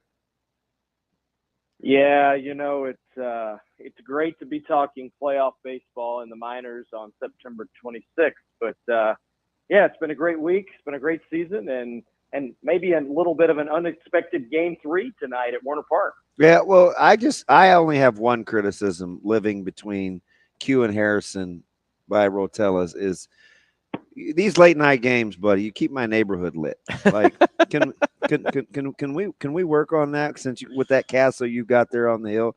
Let's just go ahead and get rid of these guys tonight at 9, so I don't, I'm not distracted. I'm fine with that. But if you're going to be up anyway, you should have been in the park. So it's not big. So it was man, what a game last night. For those that don't know, the Chasers are playing in the International Championship against Columbus. We won the first half. They won the second half. Their pitching has just been outstanding as they've come down the stretch. Columbus is AAA for the Guardians, and they held us pretty much in check. We left 11 stranded, and we only scored a couple runs on Wednesday night, Game 1, and we lost 3-2. And then last night we were down to our last 5 outs, and Nate Eaton in the bottom of the 8th hit a 2-run moonshot home run to tie it. And then the teams kind of went, back and forth with not able to push across runs in the 10th. And then in the 11th, they scored 1, and then we scored 2 to walk it off about, 10:30, 10:45 last night. So yes, outside of your window, DB, but it's both teams have scored 8 runs, and it's going to be anybody's game tonight. I don't even know who our Game 3 starter is tonight. So it's anybody's game tonight. I got to ask you something though, just because of your personality. And this is fresh off the roast where I heard one of our friends wasn't near as funny as he thought he was, but I saw this say for a good-natured guy. How competitive are you quietly? Because it never, in our interactions, it's kind of joking, and even when I see you out, like, well, it's fun. It's about life. How competitive is Marty Cordero? Oh, I want to win tonight. Period. I mean, there's no ifs, ands, ors, or buts about it. I mean, I grew up in a competitive sports household, and growing up in a larger Italian family. My dad was 5th of 11. I was oldest of 5. So there was always competition going on. It didn't matter. I mean, and we had neighborhood sports leagues,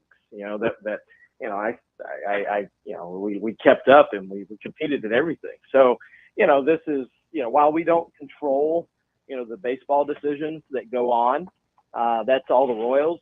We do pride in taking what we do seriously and creating an environment for the players to compete, whether that's in the batting cages, whether it's the pitcher's mound, whether it's the field, meaning those conditions to train, and then the game atmosphere, whether that's, AV or the promotions and anything for, from a fan facing perspective. And the difference here though, DB, is for 360 days, you hear me talk about the fun and the family and the community and the affordability and those things. And by the way, you're going to get to see the next major league stars, but I'm not talking about wins and losses. And now for 5 days out of the year, I'm now trying to tell people, hey, come watch us because the competition matters, because the wins and losses matter. So it is a little different. And that's why I'm gracious to be on this morning to at least tell people what's happening and the opportunity to see a Game 3, clinching, whoever wins tonight, winner take all game is rare on home turf. The last time was 10 years ago when Aaron Brooks pitched a 2-hit shutout and struck out double digits. That was hard to believe that was 10 years ago, but here we are again. And fans have an opportunity tonight, $3 tickets, $3 beers for Game 3 at Warner Park tonight at 6:35. Well, that's Marty, you had me at $3 beers. I'm in. It's the first time he smiled all morning. It's like it's weird. It's like Pavlov. I love playoff baseball. That's what it takes. Marty, what kind of atmosphere are you hoping for tonight? Yeah, we really don't know. We had a little over 3,000 on Wednesday, about 32 and change last night. We'd like to get to that 3 number again because the folks that come, they are there for the competition. They're coming for that. So they're in it. They're loud, and, the team appreciates that. But, who knows if we get, if people will call in and go online and buy tickets at omahastormchasers.com. The ticket office is opening early today. We're going to open at 10 o'clock instead of noon. Let's go. So you can call if you have questions. You haven't been this year, or, you just need some assistance, 738-5100. But maybe we get a good walk-up tonight as well. The weather is, wow, what a week. Just spectacular. And it's a great night for it to be the final baseball game at Warner Park in 2024. That's our guy, Marty Cordero. Marty, you're the man. We appreciate you as always, Prez. Thanks, guys. Appreciate you supporting local sports. Thanks, MC. Thanks, MC. That's our guy, Marty Cordero, the Omaha Storm Chasers, Union Omaha. He's a busy man. He told me he was clearly the funniest guy at his own roast. I thought so. Yeah. I thought so. You're like Michael Jackson. You were not alone. No, he was. I thought he did good. He did a good job. Shane, what's up? Shane, you want to get back into that drawstring talk? No, I am. I was talking to you off air, and we come back and maybe grab this. It's an inordinate amount. This is a weird vibe heading into West Lafayette for this team. See if it's the, no pun intended, with the hurricane looming. Will it be the perfect storm? Ooh, good in a good way or bad way? We got to talk about it. We are going to have to talk about it. That's DB. I'm Ravi. Lulla. We'll be back with more Hurrdat Sports Radio, AM 590, ESPN Omaha, ESPN Tri-Cities.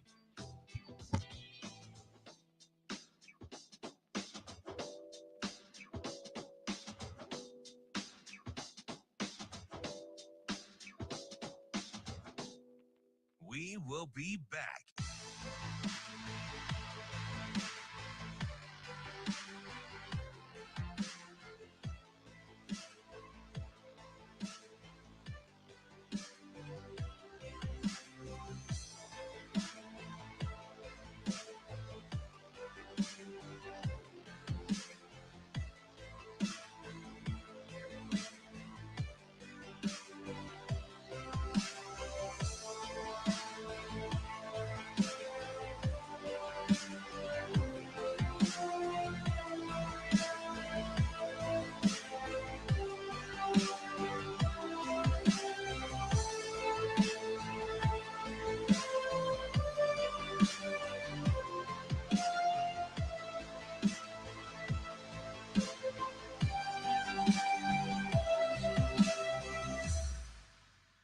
We will be back.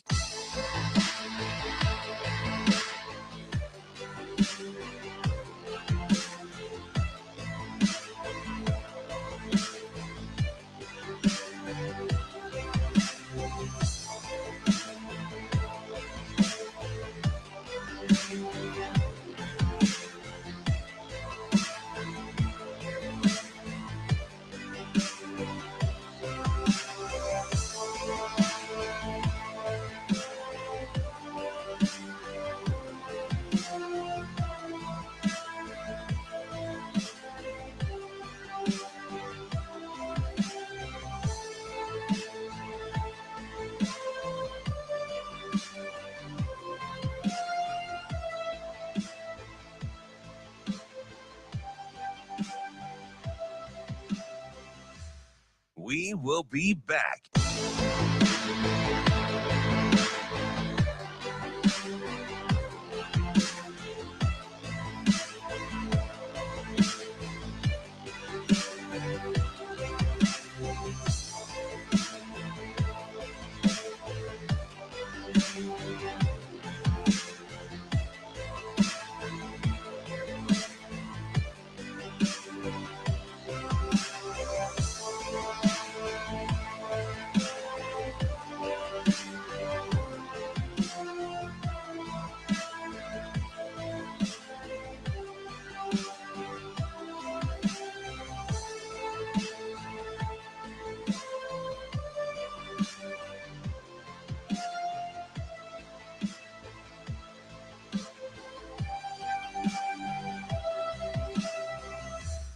We will be back.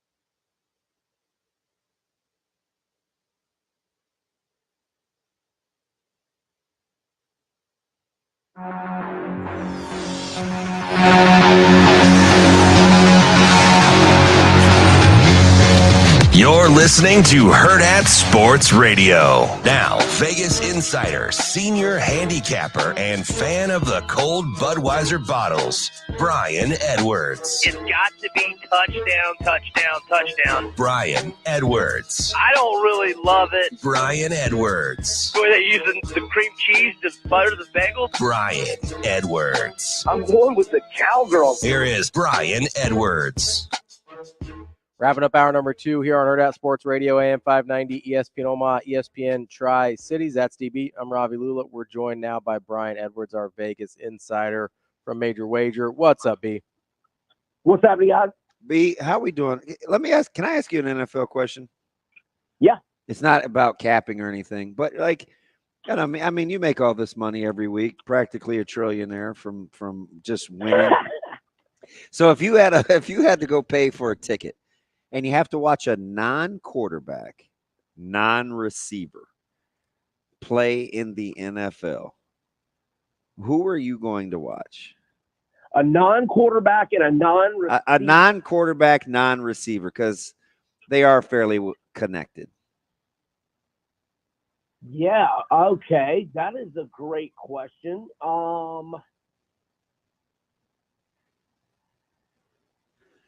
Pitts? If they throw in the ball?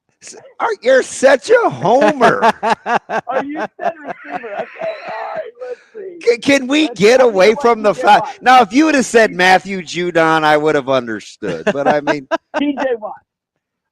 Good call. Me too. That's what but I'm a Steelers honk. Pander. But yeah, he's incredible. He is. Yeah, TJ Watt, man. I mean, Joe Alt was playing great until he went up against TJ Watt last week. I mean, you could maybe convince me, if Chris Jones wasn't so old, but man, is he good. Like, Chris Jones might be the most underrated great defensive player in the NFL because he plays opposite Mahomes. Mm-hmm. Yep.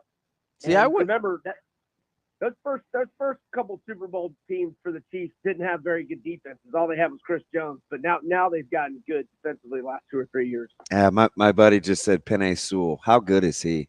How about the Detroit? How about the Lions drafts in general? God, they're good. He is. Penei Sewell is amazing. Yep, that GM Holmes is really good. I'd pay that guy. See, I went running back in my head. Did you like who? Well, I mean, if you're gonna go Homer, I really like CMC. Obviously, he's Yeah. fun to watch. Healthy Saquon's pretty fun to watch. Yeah, he is. Healthy Saquon Barkley's a lot of fun. So at what point were you pulling your hair out Sunday be with that Saints Eagles game? Man, so many games last week. I mean, what about I had Georgia Tech catching double digits. That looks safe as a kitten until you looked at the final score. You're like, how was that 31-19? What? You go look at the first downs, the total yards, and the time of possession for California, who I lost, plus 2.5. I mean, they dominated FSU. I think it was 410 to 283 total yards. How many times were they going to get inside the 30 with no points? Oh, my God. I think they just did it again. They missed I think they missed a 36 and a 38-yard field goal. And, oh, gosh. Yeah, last week was a rough one there. Well, ask Nebraska fans, those 30-yard field goals are harder than they look, all right? And by the way, Nebraska, let me let you guys guess. DraftKings early line, Nebraska at home to Rutgers. Y'all want to guess if you haven't seen it yet? I haven't. Nebraska 4. I'm going to say Nebraska 6.5. Oh, you are right in the middle. Put Nebraska 5.5. Oh, great line. Great line. Let's go Huskers. Just get out of West Lafayette with a win so we can get to this huge one against Rutgers, because this is going to be their next chance at a ranked team. Are you guys back in Nebraska? Because I want to just fade Purdue every week, but man, Nebraska's a double-digit road favorite through the years. Is not been so great. Hey, and good thing you weren't on listening about an hour ago, because we had one of their beat guys on, and he would have made it seem like this Purdue team was the 2024 version of the Bad News Bears. Like, he didn't say anything good. Yeah, it sounded like they were going to lose by 100 about this Purdue team. Yeah, I mean, y'all should cover, and I'm tempted to take you, but I don't know that I am. Maybe buy it down to like 9.5 so you feel better. It's not double digits. Right. Are you a point buyer, B? No, I mean, I'll buy to the push sometimes. Like, if it's 9.5, I don't want to lose by 10. I'll buy to 10. You know what I mean? Gotcha. I like to buy to the key number for a push. I normally don't buy off of a 3 or a 7. Gotcha. Well, let's start with aforementioned Rutgers with Washington. To me, Washington is a hard team to cap. That's why we pay you the big bucks, B. What do you like? Yeah, so I like Will Rogers a lot. He's playing well. Quarterback, eight touchdowns, no picks. But this is a cross-country trip on a short week. That was a misleading final last week. Rutgers dominated Bobcat. Bobcat got back in it with, a couple of touchdowns late and 2-point conversions. But Kaliak Manis, who I know I was dogging in the summer, he's playing pretty good. 6-to-1 TD-INT ratio. Rutgers can run the ball. They're playing good D. I got to go Rutgers minus 2.5 at home in a short week. Okay, so let's stick in the Big Ten here, B, because there's a line that I think I'm not loving it. Illinois is, depending on where you look, 17.5, 18-point dog to Penn State. Maybe this is my bias from seeing them win at Nebraska last week, but that seems maybe a little too big there, B. Yeah, I made Penn State 14. Balima's 10-3 against the spread as a road dog at Illinois. Luke Altmaier is playing vastly improved, 10-0 TD-INT ratio. He's got Zachary Franklin, a talented wideout. Pat Bryant's got 6 touchdown catches. They won outright in Happy Valley as a 24.5-point road dog 2 years ago. Give me Illinois plus 18. I had to take when it first opened at 17.5. Couldn't believe it. I don't see very well, B, so I have readers and I enlarged it because I thought it was 7.5. Right. Yeah. I'm definitely missing something, but hey, I mean, we'll see. I thought I was being generous to Penn State when I wrote down 14. Yeah, I thought like 10.5 made sense to me, honestly. All right, let's go. Let's go Bearcats. Kind of a weird matchup, right? But it is a conference thing. I say that out loud. But Cincinnati at Texas Tech. I couldn't believe it when I saw it was Sunday morning. I tweeted about it. Texas Tech was, I think it was FanDuel, was -7. I thought that was the worst number I saw on the board. I had written down Cincinnati -1.5. I love how Thorsby's playing, the Indiana transfer QB. 1,055 passing yards, 8 touchdowns, no interceptions. Xavier Henderson, the former Gator, 25 catches, 326 yards. They never should have lost to Pitt. They were up 27-10 with a minute left, late third. I don't like Satterfield, but I like how this team is playing. I think Cincinnati's going to win outright. I got it +4. It's +2.5. I'd feel better buying the half point to 3, but I do like Cincy's chances to win outright. So give me the Bearcats. Let's jump into the SEC. Ole Miss is playing Kentucky. Biggest Lane Kiffin fan in the state. I'm sitting next to. I got my Brian picture Edwards. with him at the College World Series a couple years ago. It's incredible, the man crush he I'm has. a big Lane Kiffin guy. Are you a big Lane Kiffin guy this week? Next head coach of the Florida Gators. It's all going right. Yes. Wow. I like Ole Miss. It's a big number, but I made it 18.5. They're just a juggernaut right now. They just keep covering. They're averaging 55 points per game. This is the best defense they've faced, but I just don't see Kentucky scoring a lot, and maybe they hang around a little while, but over the course of 60 minutes, I think Ole Miss gets separation, wins by 3 touchdowns or more. Give me the Rebels. Hey, quietly, this is kind of a reveal game for me, at least about Oklahoma, considering how their defense hung in there against Tennessee. On the road at Auburn. Yeah, I made Oklahoma 4, and I got it pick them -125, and I'm okay with -2. I mean, it's against one of my rules betting on a true freshman quarterback, not only making his first career road start, but making it at Jordan-Hare. But Auburn keeps throwing the football to the other team, and they don't have a quarterback, and that's Hugh Freeze's fault. I questioned all offseason, why in the world is he not trying to get a veteran out of the portal to compete with Thorne? And Hank Brown was not it. 3 interceptions in the first half last week. And Hawkins, the true freshman for Oklahoma, he led 2 touchdown drives in the fourth quarter against Tennessee. Oklahoma's got a good defense. I think they find a way to get enough offense. I think they win at Auburn. I mean, if we've learned anything about Hugh Freeze, it's that his judgment may not be like elite. Wow. How's your judgment on? We'll just leave it at that. Wow. How's your judgment on South Alabama +22 at LSU? Is that more about you not believing in LSU, or you a secret affinity for the Jaguars? I'd say it's maybe a little 60-40 towards the Jaguars. Okay. Gio Lopez, he missed 1 game, but in 3 games, 843 passing yards, 9 touchdowns, no interceptions, 169 rushing yards, 2 touchdowns, 8.0 yards per carry average. And Harold Perkins, LSU's best player, tore his ACL last week. They had already lost Guillory, starting defensive tackle, and their defense isn't the good. They're not that good, yeah. And LSU's 0-4 against the spread. And even if they get ahead of the number, which they did not do the entire game against UCLA last week, the back door will be open. Give me South Alabama +22. That's our guy, Brian Edwards, Vegas Insider, Major Wager. B, we appreciate it as always. Have better judgment this week than Hugh Freeze, all right? Thanks, B. We'll be He's probably like these yahoos. We'll be back with Michael Bruns.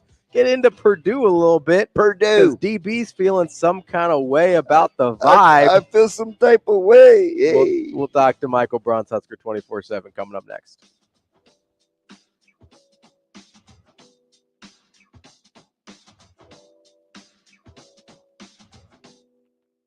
We will be back.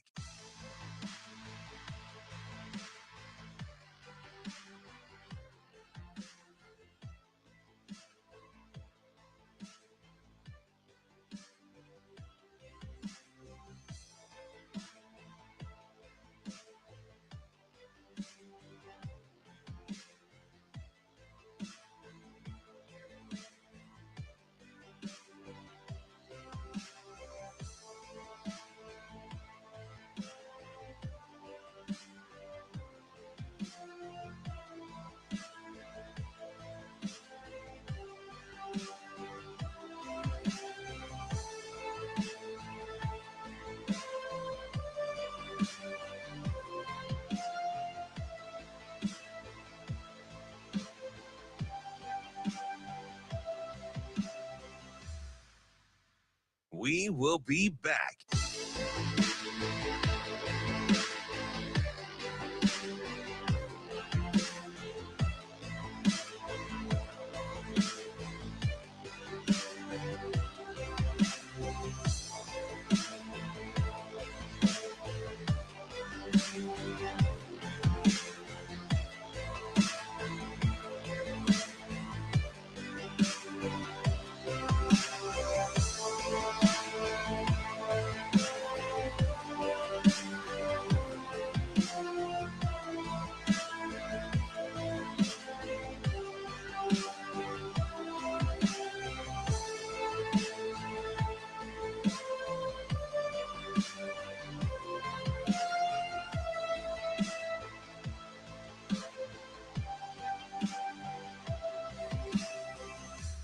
We will be back.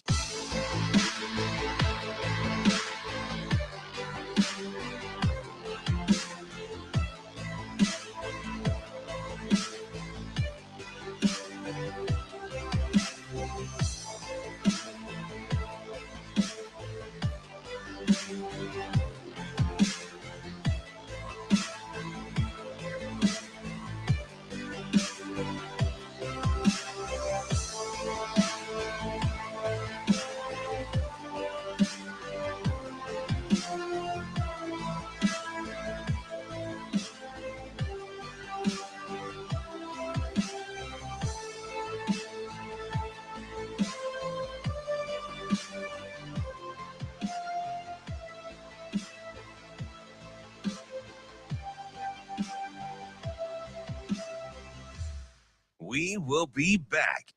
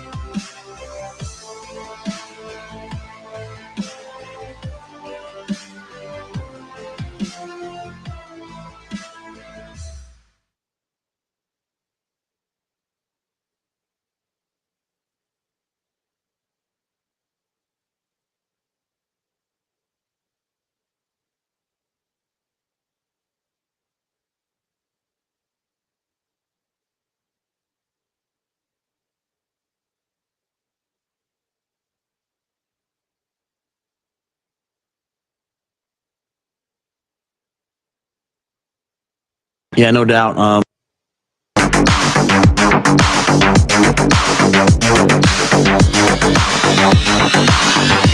You're listening to Hurrdat Sports Radio. Yeah, no doubt. If they a lot of things that they do are based off the look that they get. If you're playing pass defense, you're going to run the football, and you have to be gap sound. You have to have enough guys in coverage. At the same time, you have to tackle well and get off blocks. And then one of the things that's hurt us the last two games is, a 4-yard carry, getting drugged, and all of a sudden it's a 7-yard carry. So matching bringing the physicality that we need, I think is really important. Those leaky yards kind of at the end of a play.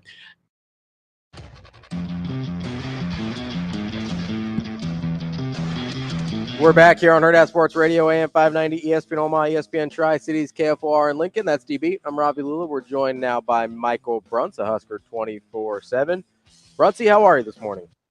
Not bad. How's it going? Hi, Michael. How are things? Not bad. Yeah, hanging in there still. How are we mourning the end of the Coliseum? Well, they still got today, so it's today's day 81 of the season-long funeral. So we're doing okay. But yeah, last night was a little rough. They let the broadcast go for about 20 minutes after the game ended, and it was just like people sadly staring at the field like it was, and like while people picked up dirt. It was bizarre. How bizarre. Hey, Brunsy, before we get to this snake pit known as Ross-Ade Stadium and why Nebraska needs to be on high alert. If it's a non-quarterback, non-wide receiver, because they are connected, and we're going to go spend Ravi's money. He sold his boat. We're rich. And he says, Bruntsy, you get to go watch somebody in the NFL and get a lot of bang for your buck. Who is Michael Bruns going to get a ticket to go see? So if I get to spend Ravi's money, so we're talking a lot of money. Yes, yes. So it's a really, really good player, the best non-quarterback receiver in the league. That's sweet Millard North money. That's right. They train us up right. My man is in a polo quarter zip with a button down. I mean, he looks so professional. It is ridiculous. Yeah. Yeah. Yeah, he's ready to go take some IB tests or something like that. I was more of an AP kid than an IB kid myself, but Yeah.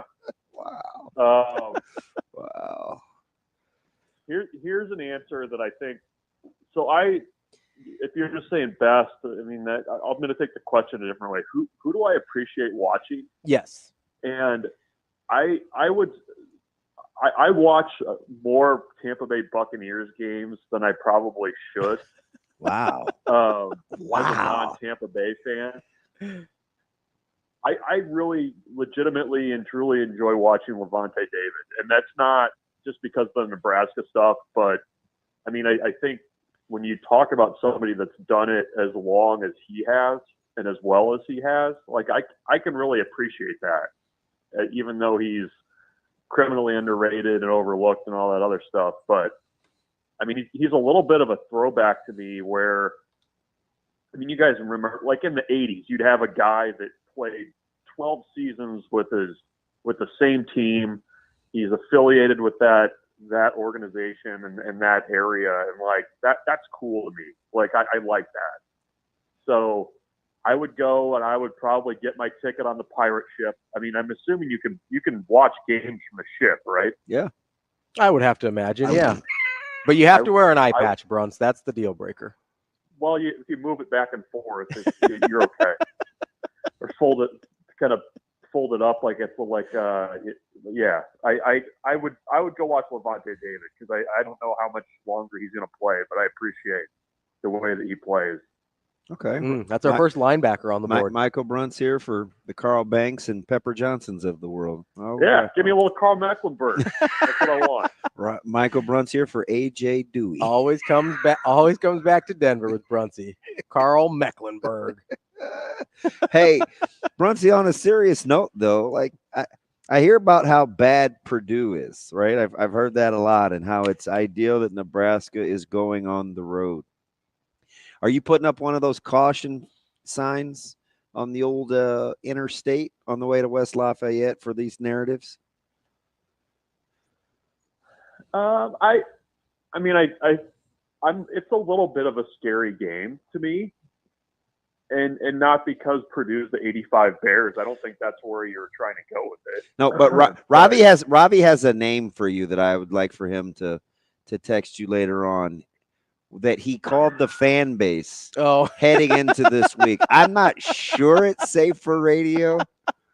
It's not. I'm not calling you a name, Bruntz. It's for name. But that's how Bruntz is acting, though, right? No, I mean, can both things be true at the same time? That Purdue's a bad football team and Nebraska still needs to be careful. Yeah, because Purdue's a bad football team. Like let's not try and talk ourselves out of this. This is a bad football team. Okay. Now we've seen Nebraska lose to a lot of bad football teams in the last years, and that is the cause for consternation, is the professional word to use, not what I termed it earlier. So like it wasn't good, Bruntsy. I thought it was pretty funny. I understand. I'm texting it to you right now. So you know the last name of the kicker for Baltimore? Yeah. And the first name of Mr. Sherman. Don't you ever talk about me. Of Vital, the commentator for basketball. Oh, wow. Okay. So there may be some of that practice going on with the Purdue game. That's all. God, I get it. I don't need the text. I see where you're going. Too late. It's sent. Although even in text, I don't use the word. Wow. Which is the weirdest thing. Old rich, huh? So, no, I mean, listen, I'm a veteran of these types of Nebraska-Purdue games that Nebraska lost. And I understand that, that rules tab does not contain games that were lost early in the Mike Riley era. It's a possibility, though. And I think Nebraska, I think this game is more – it feels a lot more like a mental game for Nebraska and whether they can bounce back, because I don't get the sense that there's the big hand wringing over there about whether or not Illinois losing to a ranked team was a trend or the start of a bad trend. I mean, I think they feel like it was a blip and there's things they can fix and they can move on from. That said, it seems like if Purdue is going to have some success in this game, it's going to be the kinds of things that Nebraska is trying to fix. And I'm thinking the tackling on defense. Mockabee, for whatever he is he's a good player. He's a good running back, and I don't know that he necessarily gets the due that he probably deserves. I mean, he's averaging a fair number of yards per carry, over 5 a carry, and this is also a defense for Purdue that's very, very, very, very boom or bust.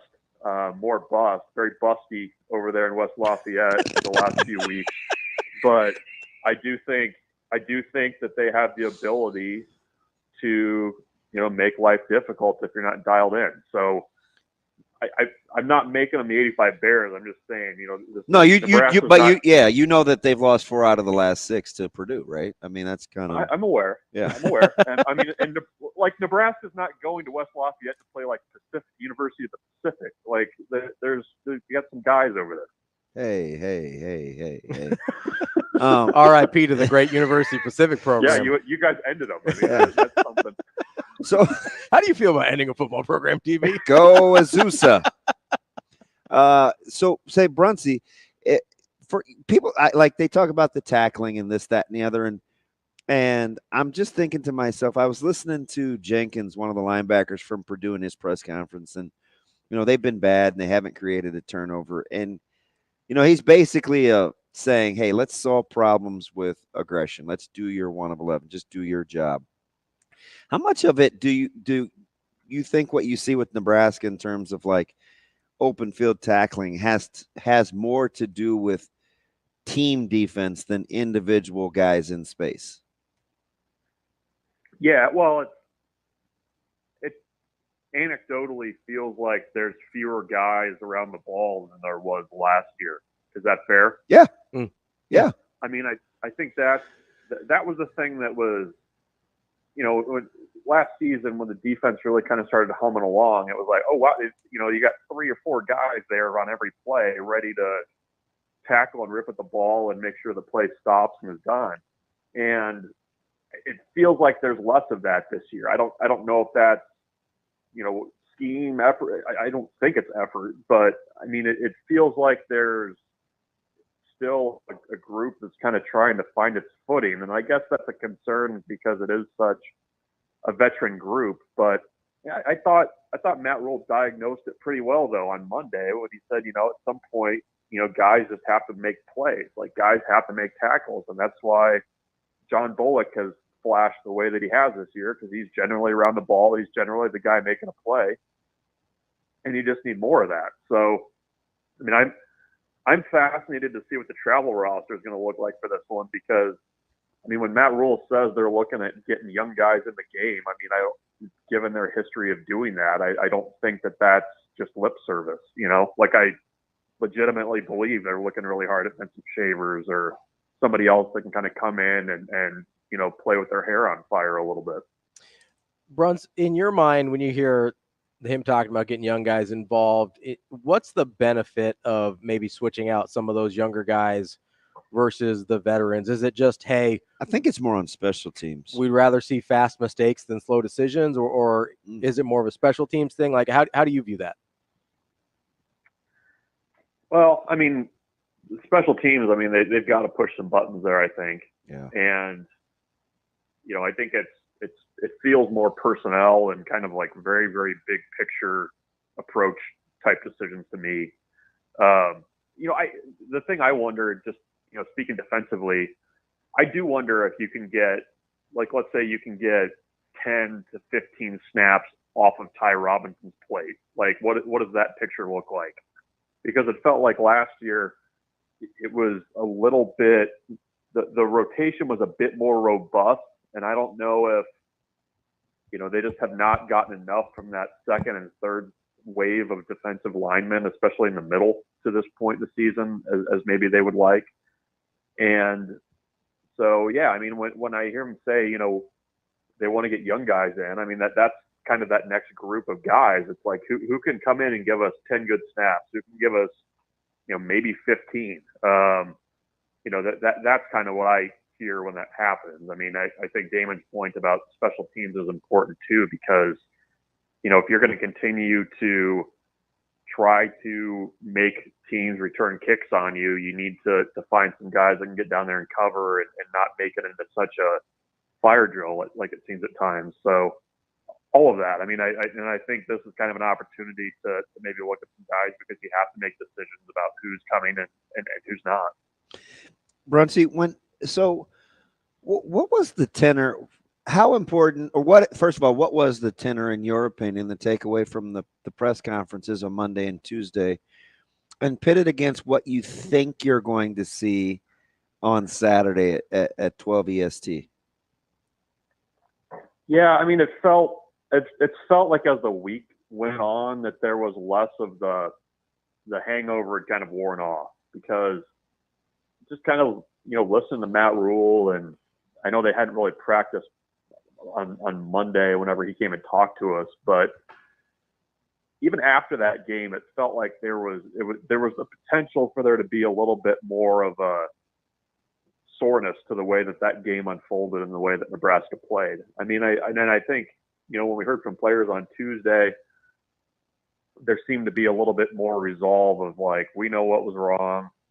We believe we can fix it. We're going to fix it. And then you kind of started hearing the same stuff about, well, we're going on the road. We're going, it's just us, the brother stuff, the things that you kind of hear and expect to hear. So I think as the week's gone along, it seems to me that there's a little bit more of they've been able to leave the Illinois loss in the past. And that was just with the way the schedule was. I mean, you lose late on Friday night, you basically have an extra day to stew about it.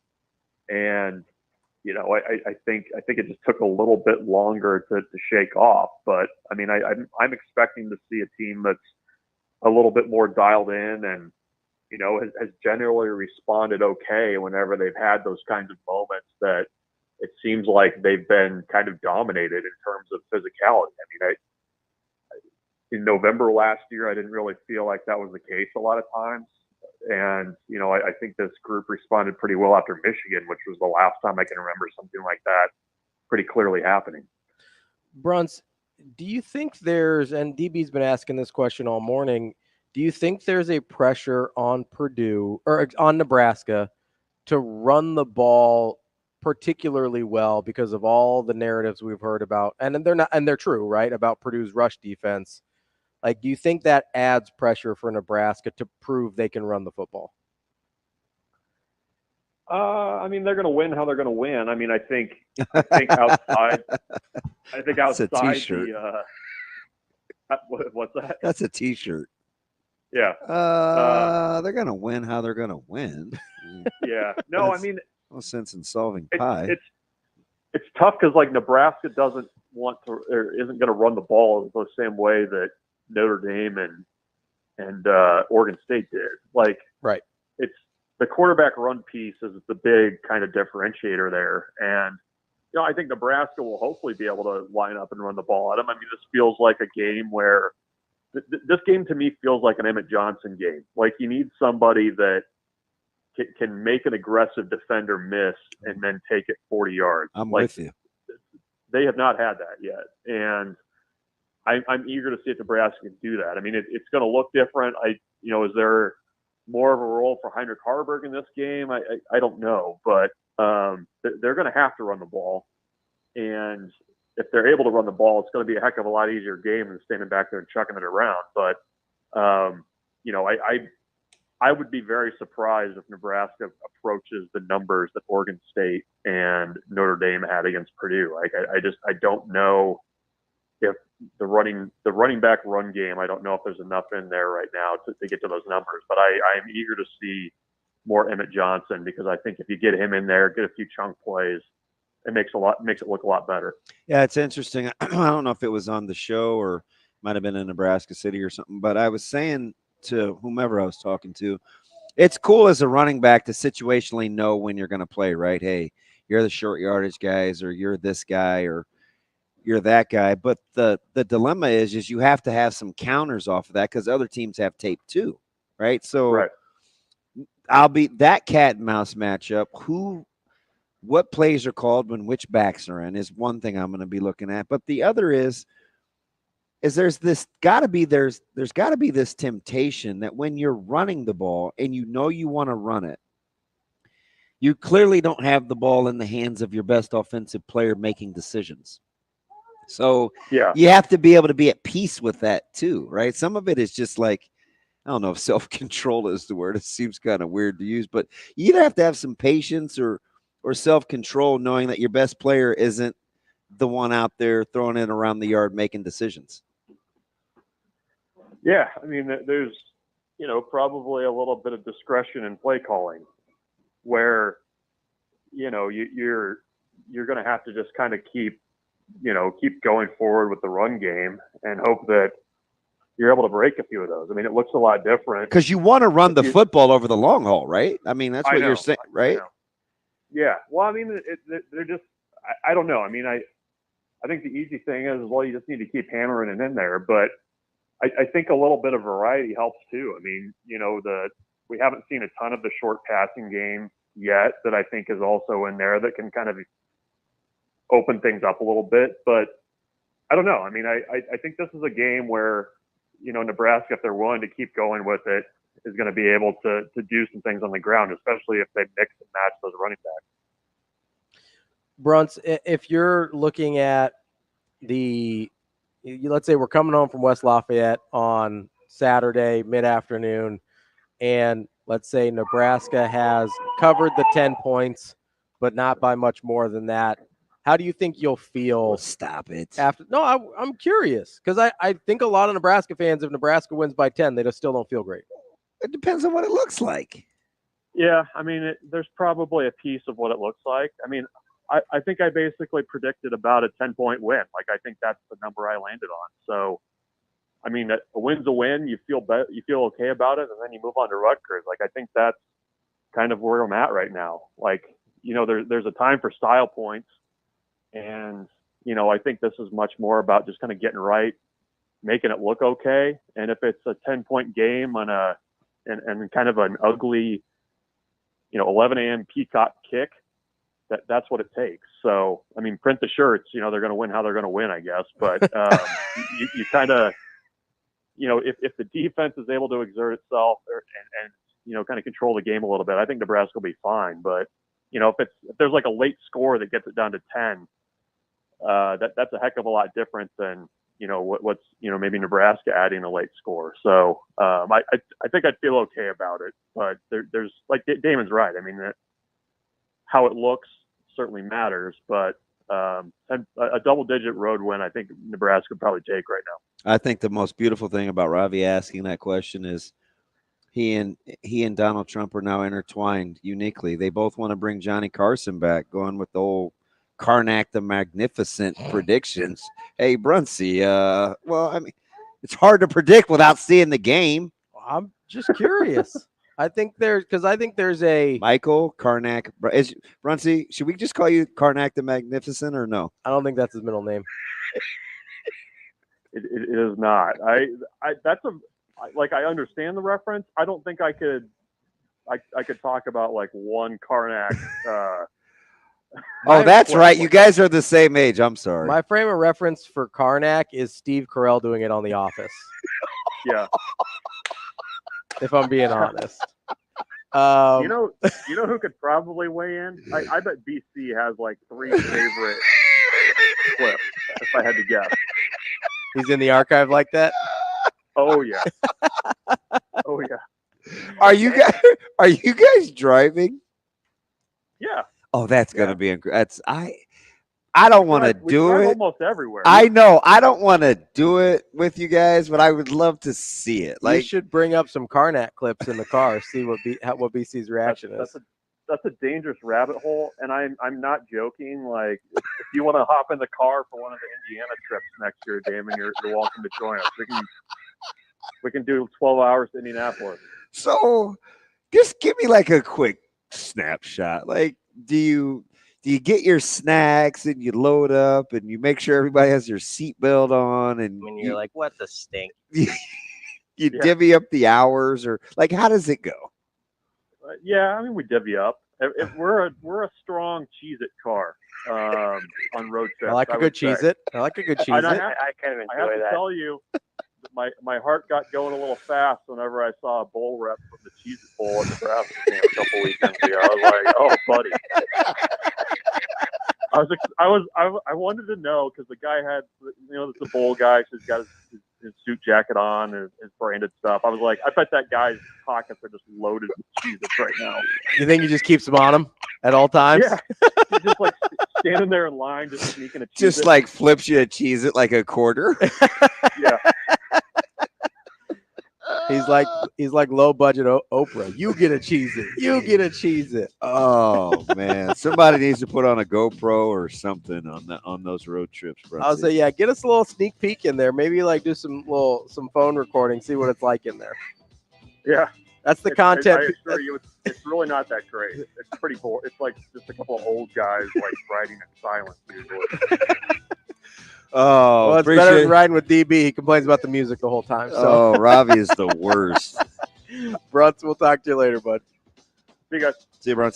See, Bruntz would like my music. He's a 90s kid like me. Oh, my goodness. He'd be all in for Third Eye Blind, Semisonic. It was incredible. We'll talk. We got more Hurrdat Sports Radio coming up next.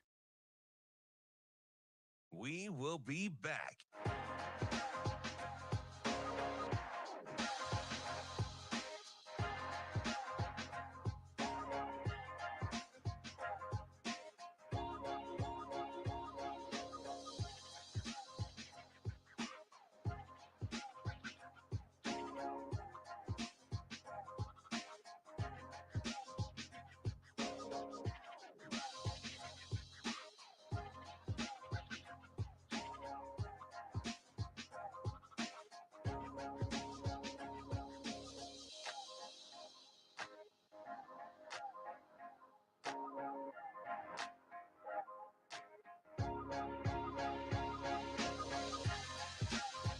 We will be back.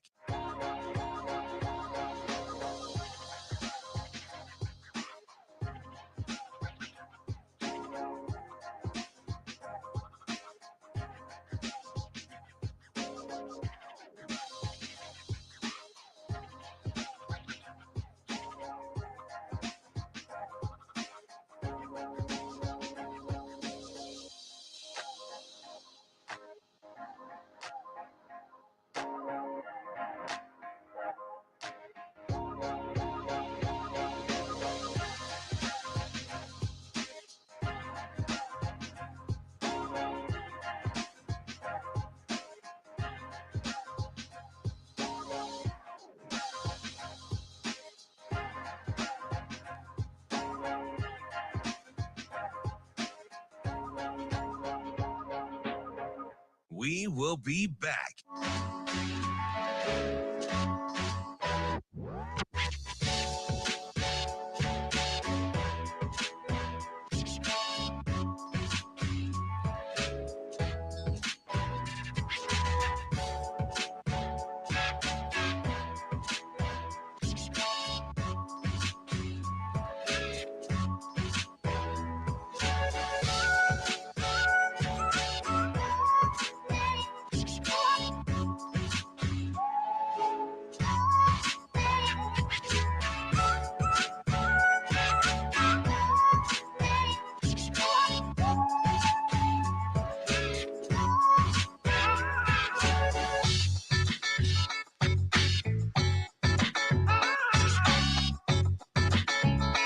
We will be back.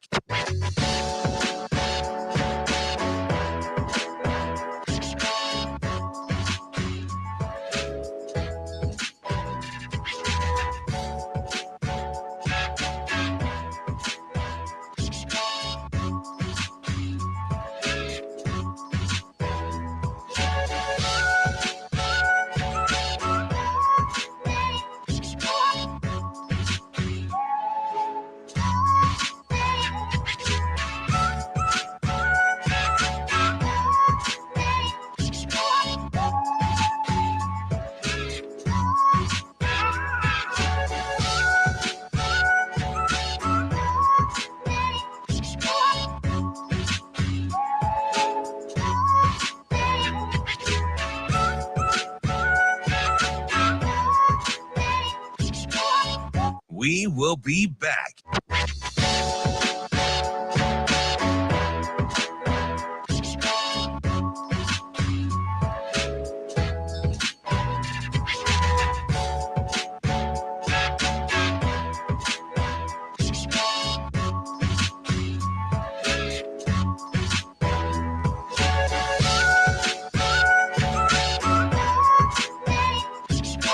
We will be back.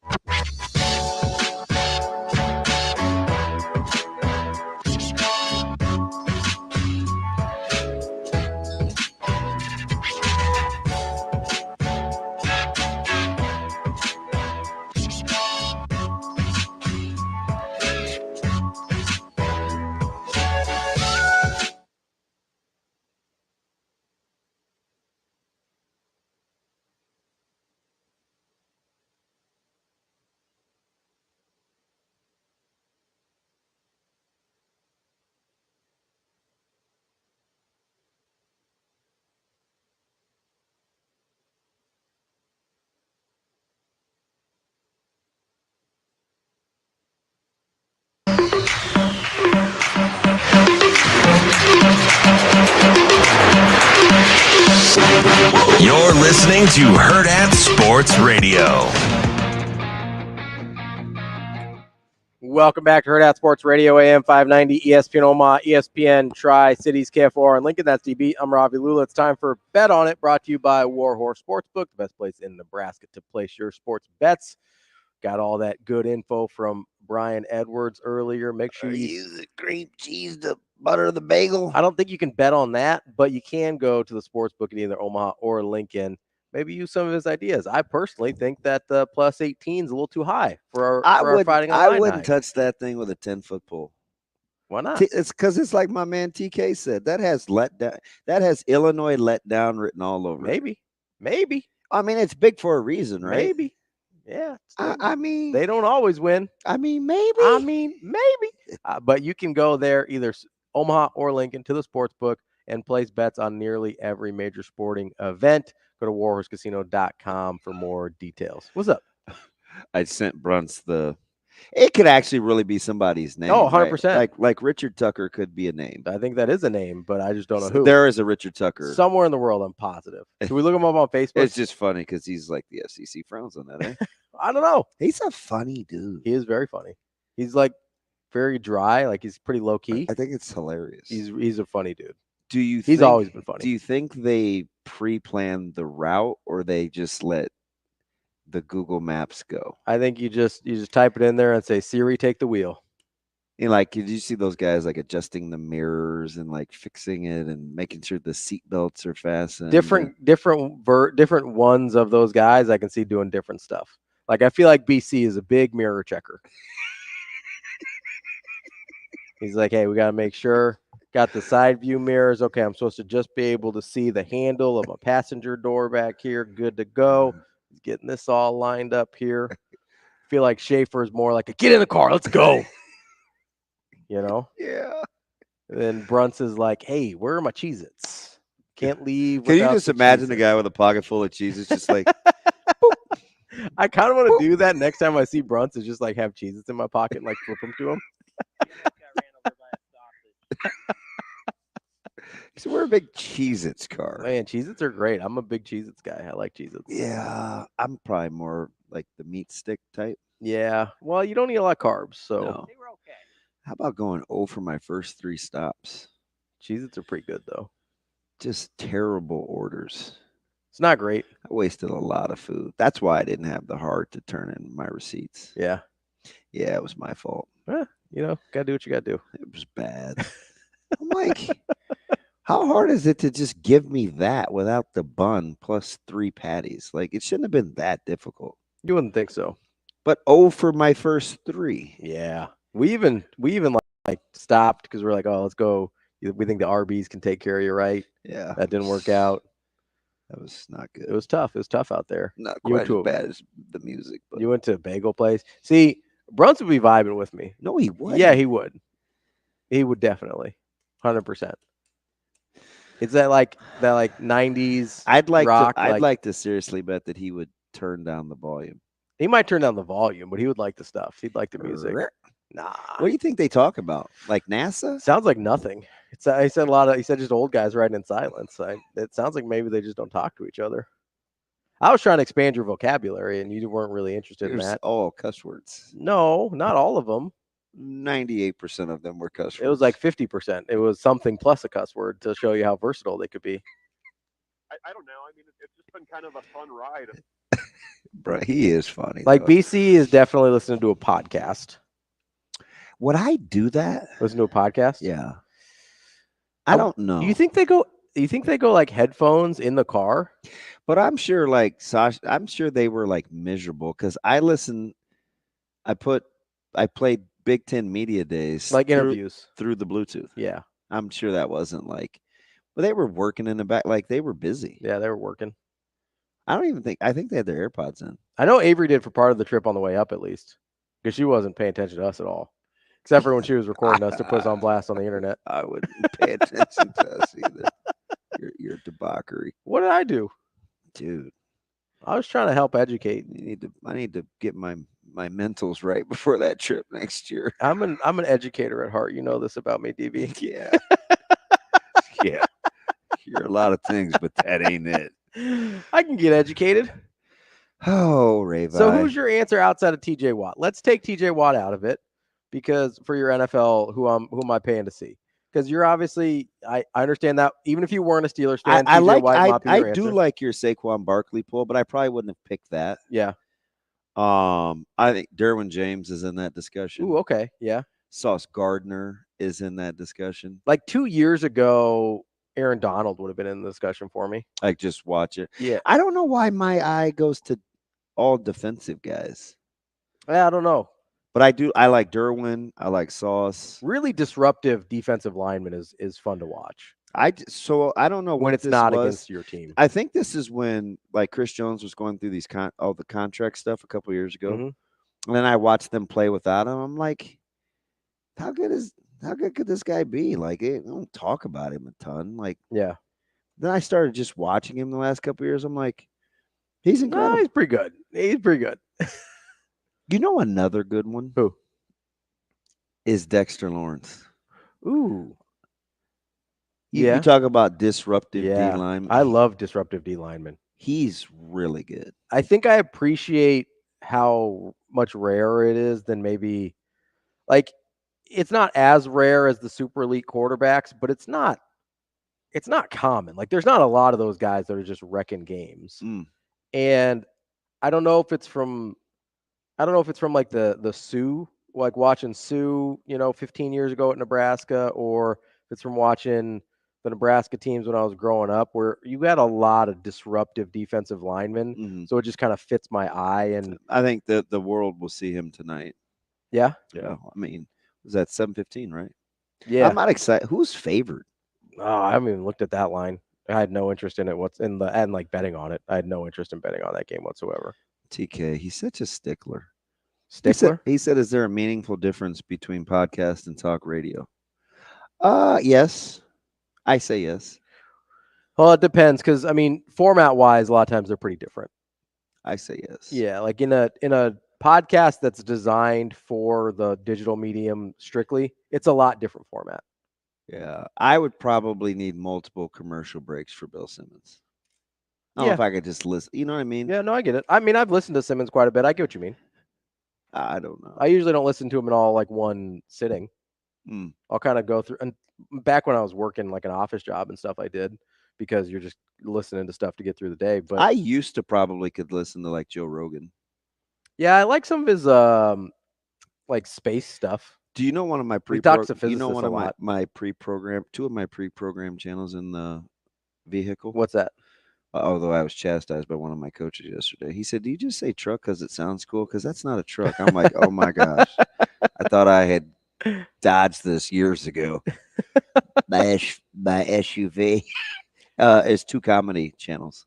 Oh no, I have a comedy channel on mine. I have like back to back. I think it's 94 and 95. I don't listen to it a ton, but I like it. Shoot, I do. Really?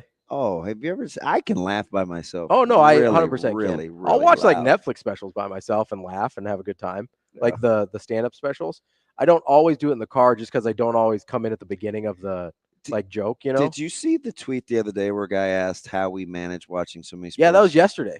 Yeah, I don't watch anything else. I had to think about that for a second. Yeah. Aside from the fact, Jay pays me no mind at home, none. So it's that helps. A free for all. I don't watch anything but sports. The only thing I watch that isn't sports is I watch news at 5 in the mornings. That literally is it. So occasionally I'll watch Grimm. There's two things basically that help me balance it. Number one, my wife's schedule is crazier than mine in terms of her work schedule. So that I'm just home. So it's it doesn't really matter. Two, we're both very comfortable just being around each other and not having to interact all the time. You know what I mean? We just like being around each other. Yeah. And just so that's a real thing. I would recommend that. Find somebody like that. Because she'll be doing something on her phone or playing with the dogs or whatever, and then I'm watching my games and she's happy and I'm happy and everything's cool. So we do that a lot. Oh my gosh. What? So you know my guy Kevin. Yeah. Kev? Big Kev? Is he back? What are the odds? What's up, Big Kev? He said, wow. He has a Richard Tucker in his family. Oh my gosh, yes. Big Kev coming through clutch. I would have bet on the fact that it's somebody Tucker's that I know. That's incredible. Crazy. We love it. We love to hear it. I bet on the fact that won't happen again. I bet he goes by Ricky, though. He probably doesn't go by any other nickname.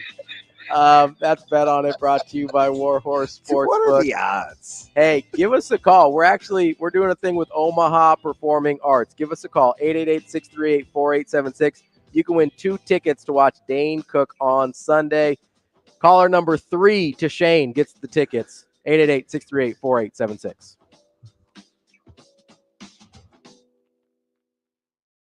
We will be back.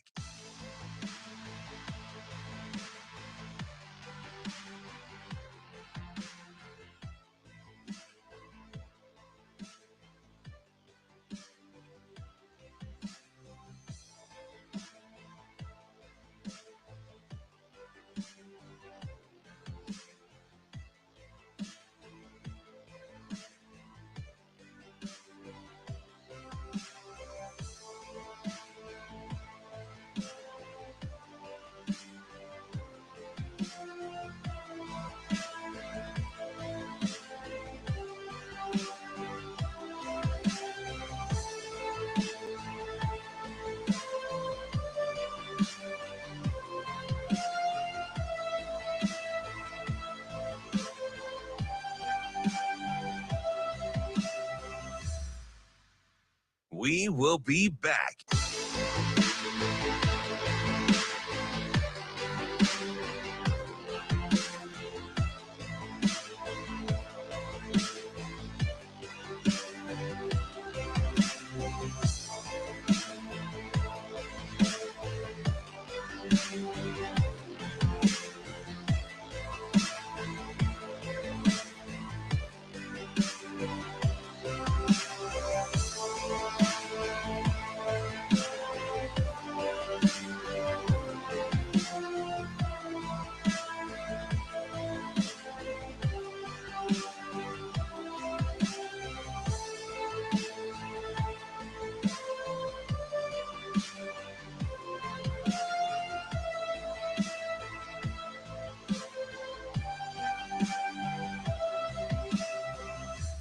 We will be back.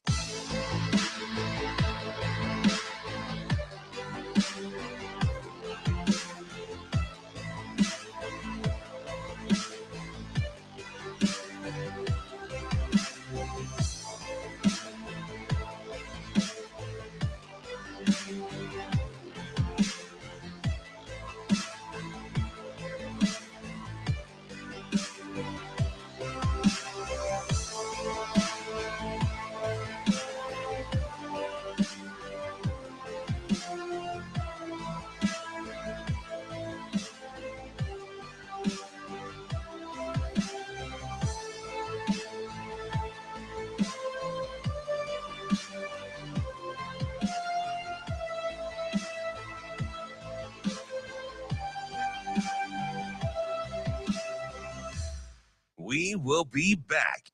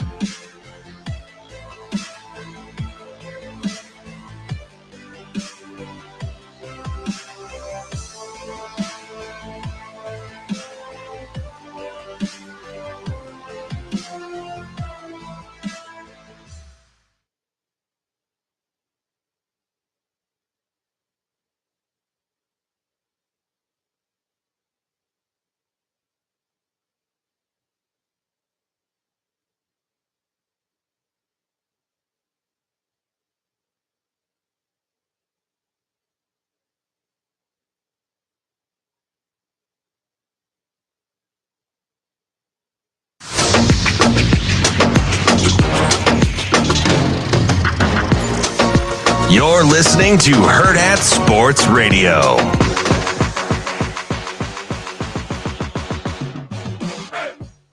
Welcome back to Hurrdat Sports Radio, AM 590, ESPN Omaha, ESPN Tri-Cities, KFOR in Lincoln. If you don't want to, never mind. You got to get over to Game Day Men's Health. It's a premier men's health clinic, and they take care of your entire health. Still going on in September. Because it is Prostate Cancer Awareness Month, you've got a free PSA test along with a free testosterone test.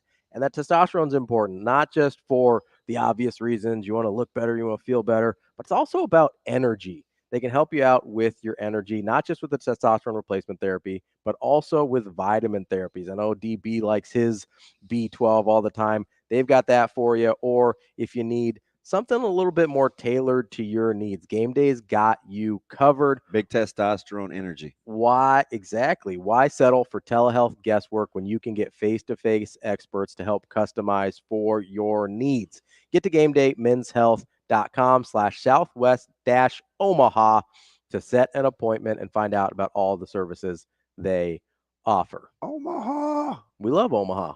I love Omaha. I do. I do too. That's why I'm still here. I like it here. Yeah. These are my people. Yeah. And now your people? How would you feel about a 10-point win, Ravi? I would feel like, honestly, I think they're better. I think they're more than 10 points better than Purdue. Yeah. Like, I would probably be, like, if it's, like, part of it does matter how it's look. If it's 17, they get a garbage time touchdown, it's 10. I'd be like, that's probably fine. So if it's 31-14 with, like, 3 to play and they tack on one late with backups in, it's like, all right, whatever. That's fine. I can live with that. But if it's 21, if it's I think 21, I think you're the people I don't like. Probably. That seems to be very clear through most of this relationship. But if it's like 21-17, I said I liked your outfit today. And then you made fun of it anyway. So you don't like it every other day? Is that how that rolls? Well, he didn't like the Miller North hoodie yesterday. I know. Yeah, that. I don't understand, man. Those are my guys. They're wearing black this week. Are they? Yeah. So if they get the dub, then we get your guy next week. We do. Coach Burrell. Because tomorrow is right. Because tomorrow we get Coach Williams. Tim Williams over at Papio. You'll like his moxie. Yeah, I don't think I've talked to him before. Yeah, he's a believer. Still might have to ask him about what he did to my Mustangs last year, but it's all right. They Okay, got a big one tomorrow against Prestito. Kind of ran roughshod over us. That to a lot of teams. Wasn't a big fan of that. To Prep. Yeah. Or a big one against Prep. Yeah, there's a big one this week. You know, and I was funny. I think that's where our big game chain's at is Papio Prep. Because I listening to Bruntz, he's talking about tackling because now everybody's talking about tackling. Oh right? yeah, it's all about tackling. And I'm trying to like land the plane, right? Mm-hmm. It's like, hey, a lot of tackling in space and not in space has to do with the guys around you, right? I'm much more free to go split a guy's wig if I feel like I've got good leverage inside and outside. It's not just if you feel like the other guys have contained. Yeah, you know, you don't have so to. it's like, yeah. I was watching. Who was that? Oh, it was Tegan Urban from Millard South. He's a machine, right? So I'm watching this subtle stuff and Millard South defensively, and I'm like, this is a weird analogy. I don't know why I use Millard South except for it was on the brain, but watching this guy just get downhill and like smoke guys, right? but he's playing so free because he trusts everybody else doing their job. Yeah. Yeah. Because they're not on their heels. Yeah. Right. So I'm thinking to myself, we have to be careful throwing around the word physicality, because some of that is not really what it is. Now, do I believe you should solve problems with aggression on the football field? Yeah. On the football field? I thought you just gave me a blank check, like just to go beating fools. No. Let's go. No, but we're big solve problems with aggression on Yeah. the football field, right? So I just that's why I asked there's something to that. That's why I asked him the question Saturday against Purdue about fast mistakes versus slow decisions. Yeah, that was pretty good. Who told you that line? No, I came up with that in my head. Are you sure?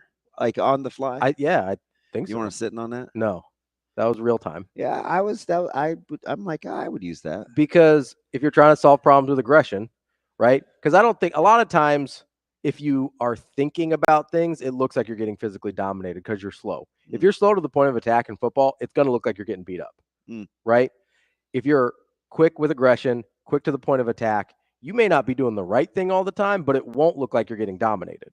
So I think there's when you watch a game like Illinois and you don't like the way the interior pass rush looked, or you don't like the way the offensive line looked, or whatever, right? Whatever it was that you didn't like the way it looked. And a lot of people bring it down to, it looked like they kind of physically dominated Nebraska a little bit. It's like, okay, that seems like a really hard thing to fix, right? How are you supposed to get more physical in the middle of a season? How are you supposed to get bigger, stronger in the middle of a season? Sounds like a question for Olivia Newton-John. I don't understand that reference. It's okay. All right, we're just going to keep on trucking. Physical. There, it's okay. Got it. Okay. It's okay. I was thinking bigger, stronger. You can't ask her anymore because RIP. We lost Olivia Newton-John? Yeah, a little bit ago. Yeah. I think she had some cancer. Yeah. Because she wasn't that old. She was like early 70s, I think it was. I got to get better at that. No, I thought you were doing like a bigger, stronger, and I was like, I don't know an Olivia Newton-John about bigger, stronger. Let's get physical. I got that one now. No, but like you look at it and you go, hey, that's really hard. If you are getting physically dominated, that's not an in-season fix, right? But getting off the ball a little bit quicker, making faster decisions, not thinking so much through things, that is an in-season fix. You can do that in season. Now, the question is, can you do that with the guys that are currently playing, or do you have to do it with guys that aren't currently in their own heads? Yeah, I don't think so. Go back. I go back and I listen to MJ Sherman, and I don't know why I'm fixated on that. I think it was the line of questions, and then kind of his. I was fixated by his crazy eyes, man. He looks like he's solving things with aggression. So, I mean, did you not watch him punching guys on the ground? He's trying to get the ball. He was going out. for the ball, man. What are you talking about? Trying to get the ball out. Trying to strip the ball. But at least he made sure he was on the ground first. He's like, we don't need wholesale changes. We don't need motivational speakers. We don't need new this. We just need to get back to embracing our own individual jobs. And I'm like, you know what? I'm going to ride with that. Because so many times coaches, and sometimes you can be hard-headed, so I get that, right? Well, they just need to play better. Well, sometimes you're not capable of, that's just what you got. But, I mean, there does come a time where I think just your playmakers have to make plays. And in games you lose, like on Friday, the other team's players do that. Yeah. I mean, you had a random non scouting report tight end make plays. Yeah. Right? You had McCrary make plays. Multiple backs make plays. So it's like you're capable. You had Luke Altmaier make plays. Is there anybody in the world trading Dylan Raiola for Luke Altmaier? No, No, I don't think so. But Luke went out and made plays. I mean, not outside of Champaign. Right. Would your guy? No. I think he would take Dylan. You think? I think so. But the RPO though, I keep hearing about. What about Illinois' RPO? I think they would take Dylan. Oh. But Luke Altmaier played, and this isn't to say Dylan didn't. No, he made plays. But he made plays. He's a good football player, and he made plays. Yeah. Right? So part of it is just rising to the occasion as much as it is anything else. Right? You can have, because I was actually talking to my buddy about this last night. If Illinois went 8-4 this year, would that different surprise buddy or new buddy? No, Evan. Oh. If Illinois went 8-4 this year, would that surprise you? Yes. With what's left on their schedule, you don't think they can go 4-4? Oh, well, I mean, give me context. Like we started at the beginning. No, I'm starting from right now. They're 4-0 right now. If they finish 4-4, if they finish 4-4 the rest of the way, yeah, is that surprising to you? No. If Nebraska goes 8-4 this year, would that be surprising to you? No. those two teams who we think are about the same in terms of what their final record could be played an overtime game. Should that be surprising to us? No. Okay, so but we didn't like the way it looked. Right. We didn't like the way it looked. But I'm trying to take us out of the granular for a second, do a big picture thing here, and say, hey, if you play an 8-4 team and you might be an 8-4 team, you're both ranked in the 20s, and that game should probably go to overtime. Right? Yeah. Like more often than not, you're like, this should be an evenly matched team. And I think evenly matched games. What was the snaps, right? 68 to 66? It was very even. They were both in the mid 300s for yards. I think the time of possession ended up being within about a minute of each other. All right, now I'm mad again about what? Now I'm mad again about how we viewed the game. Why? Because I had gotten over it. I'm sorry, but I'm back. I apologize. Oh shoot, man! So Shane, tomorrow, Coach Williams is coming on after they play tonight. Is that the Thursday night game? I think it is. Shoot. That's okay. Will he be as calm, cool, and collected as Coach Cool? As Coach Cool was. I mean, he's too cool to be hot. How about their bounce back against North? They played it all right. It was 13-0 for a while. Yeah, it was 13-6 final. I like Coach Cool. He's a great dude. It's a well-coached team, year in and year out. He's a great dude. We appreciate. All right, so I guess I don't really worry about other people's schedule. I'm not saying you need to be mad about Coach Young and Coach Williams. How he agreed to come on. He knew he was playing tonight. When he texts Shane back immediately. Yeah. Maybe that's just confidence. He's like, we're gonna go out, we're gonna win. No, he knows his schedule though. If he didn't want to come on, he'd be like, "Hey, try not to get me day after a game." I think it'll be all right. Yeah. But no, you don't have to be mad about it, about how the game played out. But I think sometimes we do need to take the 30,000-foot view and be like, "Hey, I understand." I let BC and Mitch talk me off the ledge. I understand we didn't love how it looked, right? Yeah. But sometimes you can get lost in the sauce a little bit. Well, so that was back to my whole thing though on Monday. This is the very first thing I said. I'm like, guys, Back in the day. they're gonna be fine. Like that. His PC I still think they're going to be fine. His PC was not doom and gloom. No, I still think they're going to be fine. That's why I think they're going to go take care of business against Purdue on Saturday. If I'm coach, what we may see on Monday. What's that? They were moving around well. Mm-hmm. On that end of things. Yeah. Little coach speak. We just have to play complimentary football. I don't believe it. They were doing a good job. I don't buy it. God, I would just troll. Because, he can. I know you would, but guess what? He's trying to coach us to be better too, not just his football team. Somebody agreed with that sentiment. I can't remember who it was. Probably some very smart person. It might have been Ryan on social media. He's like, I think he absolutely is trying to coach. I think he's trying to get us to be better too. I think that's what we're watching. Well, let's hope we see it on Saturday. I think we will see it on Saturday.